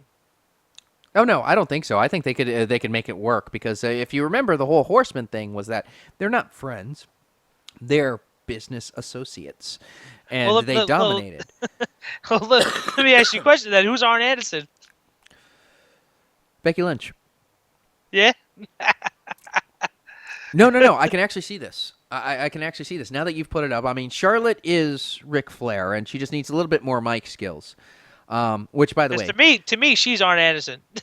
maybe you may be right there. She does more fit the Enforcer. Sasha sounds like more like Ric Flair. Sasha is more of the Ric Flair. Actually, no. I'm going to take that back. Sasha is more Tully Blanchard. I don't know, because she's good with the mic. She's And good. that was Ric Flair's thing. She's good with the mic, but she could go either way because they're so close together. So we'll say like Sasha is like your Ric Flair. That would leave.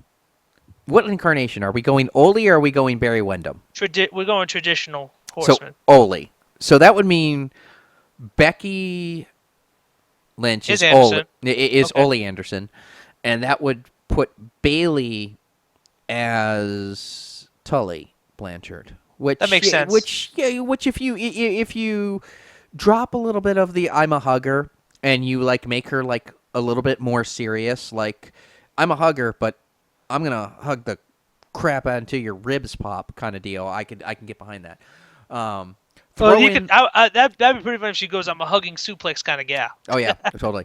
And throw in there like maybe a mouthpiece, like a JJ Dillon, to like really round out the group. Like maybe somebody with a little bit of experience. I'm not going to say Paul Heyman. they can't all be Paul Heyman people. I would love Paul Heyman to get that. Paul Heyman's got to. Paul, Here's the problem. If Paul Heyman did it, it would put it over the top. It really would, because I'm not saying no, Paul doesn't fit there. I'm just saying I don't think they'd get It's Paul. funny because Paul Heyman was the rivalry for the Four Horsemen and The Dangerous Alliance, yeah. Yeah, and, so Actually, no, Dangerous Alliance came later because Arn Anderson was in the Dangerous Alliance. But Paul Heyman is definitely somebody who has brought his minions. Yeah, I'm thinking of the Midnight Express. My bad. Yeah, you're thinking of Midnight Express, but it's all good. It's all wrestling history. They're all good matches Jackie! that you Oh, can. She's not even here. I can't even say it. Yeah, that's fine. But I could get behind that. The other thing is that as we were talking about, apparently down the line we're going to get Harper and Rowan's, which apparently it's getting thrown around that they're going to be called the Reapers, which I'm fine with. Apparently the Duds are coming back. As long as they don't call themselves the Reaper Boys, we don't know. Yeah, exactly. But apparently there's going to be like some dueling 3Ds, which I'm all for. I'm all for the Dudleys coming back. I'm all for not only that, but then all of a sudden out of nowhere they take care of business with the Reapers and they target whoever the tag team champions are and take care of business for a little bit for the winter. You see, I'm actually fine if they put the Reapers over. I actually am, because they're getting towards the twilight of their career, and all of those. I don't even know what's going on with Devon. Oh, they have their school down in. It's not in Philly. I want to say that's down in Florida, but it's not like on Full Sail. But they have a school together, which apparently is like an all around school. It's not like just a wrestling school. Like if you want to be a manager, you can go to their school and they'll teach you how to make a manager. You got to learn how to do That's bumps. what Full Sail though is. That's the thing. That's what Full Sail's doing. They got promo stage. They have actually acting class 101 now. Mm-hmm. All that stuff, man. They're charming it up, man. They're charming it up. They are, but NXT is corporate, and you can make arguments about the whole corporate thing. And that was one of the things in the Bill DeMott interview. Like the Dudleys make no bones about it. It's like, we're going to train you like we were trained. This is going to be old school, and you're going to freaking hate us by the time it's done. But you'll know what to do. So there was that. There was the thing with Owens. You liked it. I didn't. The whole Machine Gun Kelly thing. That I thought it was flavorful on how they interactively brought in a non-wrestling situation, and they were like, "Yeah, I like you," and like, "No, I'm better than you. I'm a superstar." No, nope, bomb, boom. See, this is my thing, and it's not that I don't get what they were trying to do here. It just kills my suspension of disbelief, because there is no way in hell that Owens pulls that on live television, no less, and does not get his ass sued out the wazoo. And it's totally out of step for his character, who is once again a prize fighter who fights for his family, and a lawsuit from a multi-million-dollar artist who will probably has some pretty nasty lawyers who will take you for everything and then everything you're going to make in the next 20 years. Doesn't seem like it's that smart for somebody who they've portrayed as smart and calculating. Well, here's why I'll debate you here, and I don't want to get too much into debating on this, but keep in mind that he also has an ego that he can't curb, because he did that to John Cena when John Cena was trying to do the extension of the handshake now, and he went and decided to say, nope, I'm not going to check my ego. Ego's coming through. I'll take care of business. So we don't know exactly. Now, he's a smart man about not putting stuff on the line and causing money that way, but when his ego gets in his way, who knows what his damage is. Well, and that's going to be really the story, because that's really going to say whether or not this was a good move or bad move. Because as the Authority later on the night said, is that will not be tolerated and there will be disciplinary actions. I know the story going in was that he did a backstage interview, which showed up where he basically said, I did it because I feel like it. What are you going to do about it? And then was forced to make an apology on Twitter, but you really haven't heard of any other repercussions that have happened since, because I've been looking on the website to see. It totally depends on how they play this out. If Yes. the Authority does something and really makes him suffer, because we're not talking about he did this to John Cena. We're talking about he did this to an outside star, which their best for business thing needs to show. It needs to reflect that. Which they did, which they honorably did. But we are taken away from the main bread and butter of Raw, and that is a better punishment that could have ever happened. And that was Rollins' next opponent. Oh, and My man! well, we need to build up to this for a second, because they played it out through the night, where he talked to J&J. He ran into J&J Security in the back, and J&J Security was all, you guys really want me to take it back? And it's like, nope, because the record book shows that we beat you. And the fact of the matter is that you don't have us anymore. You're really kind of a sitting duck. They had a segment with Kane later, which was pretty much just like, you know what? Good for you. You beat Dean Ambrose on your own. Have a cookie, but, I mean, I'm not in your corner anymore. J&J ain't around anymore. One of these days, you're going to come up against somebody, and no one's going to be backing you up. Which led into the quote-unquote main event. And it bothers me when they do these for main events, but here it worked. It's the one exception I would give, in which... You mean a main event vignette? Yeah. Okay. In which, the Authority comes out, and they make the little comment about Owens, and they talk about, they have been deliberating all night as to who Seth Rollins' next opponent is. And then Seth Rollins comes out. Trips does a promo that's about 2 minutes too long, but the basic gist of it is, you're a lump of coal, and we're going to put you under immense pressure, and either you're going to crumble to dust or you're going to turn into a diamond. And then there was this kind of weird pause where, Rollins was nodding, and you could see him saying, I'm ready. I'm ready. And then... Oh, no, you're not. No, you're not. I'll let Kane say what happens next, and then I will relay what Seth's reaction was. Well, let's just say that the best was saved for last, brother. Because when it comes to who they chose, not only was it the best decision for the summer, it was the decision for the world.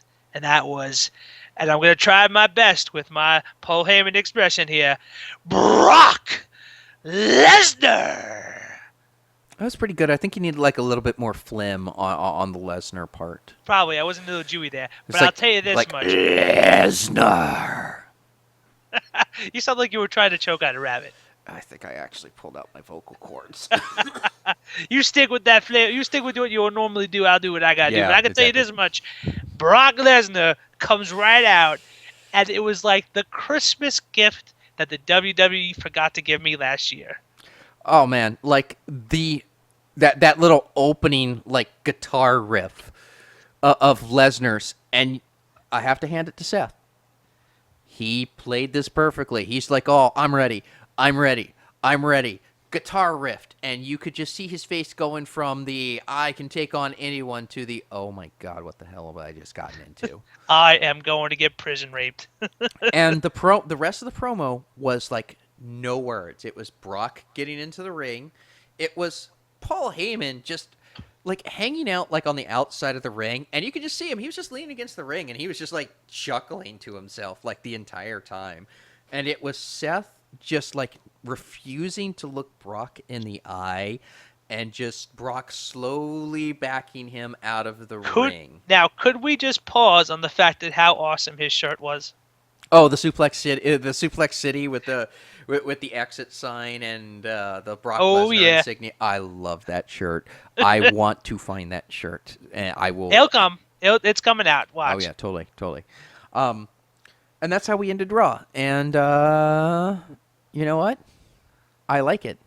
It was actually one of the more rarer, fun pay-per-view. After pay-per-view Raws I've seen. It was.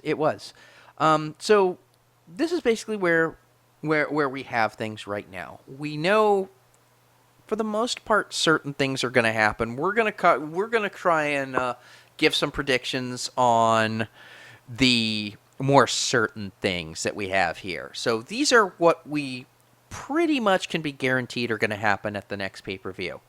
We know for a fact that we're getting Wyatt and Rollins. Or Wyatt and Reigns. They announced that before the pay-per-view was up. Oh yeah. We're pretty sure we're going to get another tag team title match with New Day versus the Primetime Players. Which I hope not, but we'll see. If they can make another go at it, I'm for it. We're definitely going to be seeing Lesnar and Rollins. Oh yeah. And we're pretty sure it's not 100%, but I'd be shocked if we didn't see the rubber match for Cena and Owens, and throw in there that more likely than not, I think they're going to be throwing in a Kane versus Ambrose match. But you know what? We're not going to predict that because I'm not entirely 100% sure on it. I'm just kind of grasping from what they did at Raw. And I'm having a feeling. I'm feeling that this is how I'm looking at it. I think it's going to be the U.S. title match, like I talked about, because Owen said he was going to do it. Where if the next time he fights him, it's going to be for the belt. It's going to be that John Cena versus Kevin Owens. That's going to happen. I think that when it comes to Dean Ambrose, I think he's going to take on Kane because he's bitch fitting against how Kane's a little bandsy. He's not the monster anymore. So we might see that happen. That's how I'm looking at it. And I think we're going to see a triple threat match for Ryback and The Miz and The Big Show. I think they're going to build all this up in 5 weeks, guaranteed. Okay. So then let's go over this one by one real fast, and let's give our predictions. So we'll start with the match that none of us really want to watch, and that's going to be Ryback, Big Show, Miz. What do you think? It's on the tip of my fingers. I know they're going to build up Smack. I think this is what I think is going to happen. They're finally going to do that thing. They're going to try to do it Daniel, and they're going to just make SmackDown internet required conversation, and they're going to build up Big Show and build up Miz, and they're going to build up Ryback fighting each other off, and they're going to just say, you know what, let's get them all in a triple threat match and see who's going to get it. I'm going to say Ryback wins it. Otherwise, what's the point of having Daniel Bryan hand him the title? Well, I don't really want to talk about belt changeovers. I don't want to talk about victories. I'm just talking about matches that are going to happen. Okay. Because as far as you know, folks, we rather commentate after the fact than fact. But I do have one title changeover prediction that I think is a little bit of a stretch. But you know what? If it happens, it's going to sound glorious. I think that Kevin Owens is going to lose the belt, the NXT title, at the Japan show against Finn Balor. And then he's going to get so upset that he did that he's going to ask and demand John Cena a rematch, and he wants that U.S. title. And he's going to talk about the whole family thing and all that. And that is why he's going to win it. And then at Battleground, that's when he's going to fight against him. And this is the only time I'm going to do this, and I do apologize. I just rented about we're not going to predict, but I have a good feeling that John Cena is going to lose that U.S. title at Battleground. You know what? I like that. I'm for that. If that's the way they decide to go with it, I approve of it. But you know my stance on Cena. I mean, granted, it's 1-1 with them, but I just have a hard time believing they're going to job Cena to Owens twice. We'll find out. And if they do it a second time, I'm really scared for Owens' career. I really am. I You mean think losing to Cena or winning to Cena? if Owens wins to Cena, I'm really scared as to what they're going to do with him, because if you beat Cena twice, unless you're Brock Lesnar, oh man, I can't even imagine. That's like, whew. I can't even imagine the amount of Rusev you're going to have to do to pay off that wrestling debt. I don't know. Maybe they're realizing. I mean, Cena's not getting younger. Who knows what they're trying to do? And they know Owens is a star. They see it in him. They've proven in him, and I think they're trying to get rid of all these shake-off jobbing and aggressionary characters, and they're focusing on the NXT type of mentality that they've been doing so successfully with in the NXT shows. And I think you'll see in them more and more, because Neville does a wonderful job. Bo Dallas, when he's actually wrestling, could do a wonderful job. The Lucha Dragons are a very good tag team from them. Cesaro, just Tyson Kidd was from NXT. You almost said Justin Gabriel, didn't you? Yeah, I was going to say Jason Kidd. So I was going to basketball for a minute there, but as far as it goes, they're doing a great impact on how they're fighting, because the legend of the superhero of the battles they have, where the finisher is not always a guaranteed win, or that you might have to put him through a couple of pins just to even get a luxury hit, is how it's going to work out. That has been their new structure, and I think it's going to work very well for them. Well, I hope so. Any other predictions? I think I got them. The only stretch I have now is that, what are they gonna? I think something's gonna go down where Sheamus is gonna take on Randy Orton, because that shit's going down with Raw. So that'd probably be another battleground match. Really? Sheamus with Randy Orton. Again? Haven't we done that, guys? Haven't we done that? Well, they're not doing anything with him. No, they're not. But I mean, do they really need to do anything with Randy Orton? I mean, can't they just put a picture of Randy Orton in the lower right-hand corner of the screen, and doesn't that count?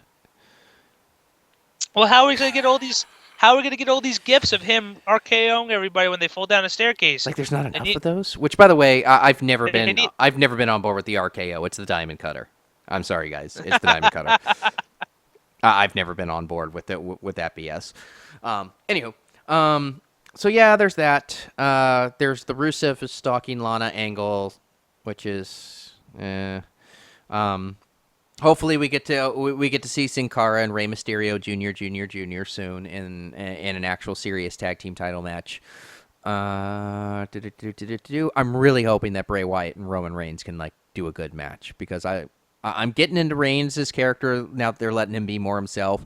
I really want them to turn Bray Wyatt into the monster heel that he can be, and he was a year ago, before they jobbed him out to everyone. I know how I would do my fantasy booking, but that's another show, and this one's already pretty super as it is. So other than that, I think we've covered just about everything. What do you think? Oh, I definitely think so. I think we actually, for a super show, I can guarantee you that we're enjoying everything possible here. And I gotta say, predictions or not, Battleground's looking pretty juicy for our next comments. Oh yeah, totally. I mean, and it's 5 weeks away, so we can get some rest on the special events. So, at any rate, I could actually take Pappy Suka on vacation. Oh yeah, totally. At any rate, that brings us to the end of the show. We would like to once again thank Ben Sound for providing our opening and closing theme. If you need to get in touch with us, ask us any questions, make any comments, tell us how we're doing. I am at Faded Saint on the Twitter. I am commieSite.tumblr.com on the Tumblr. If you have any questions for Kane, you can just hit me up and I can get them right over to him, and I can play mediator, because as we've said in the past, he's using a radio tower over in parts unknown. And we thank you guys for watching. Which, by the way, I have to say, we might have to take a moment of silence. One of the people that actually helped with the radio tower is now cemented into it. I don't know how it happened, but it just came out of nowhere, and now I got to replace somebody to do the dance to get on top of the tower to let me get the signal I get here. Well, once again, thank you for watching. I'm your boy, Common the Faded Saint. That's Kane the Super What? Snuka, and we'll see you on the next podcast. Later, folks.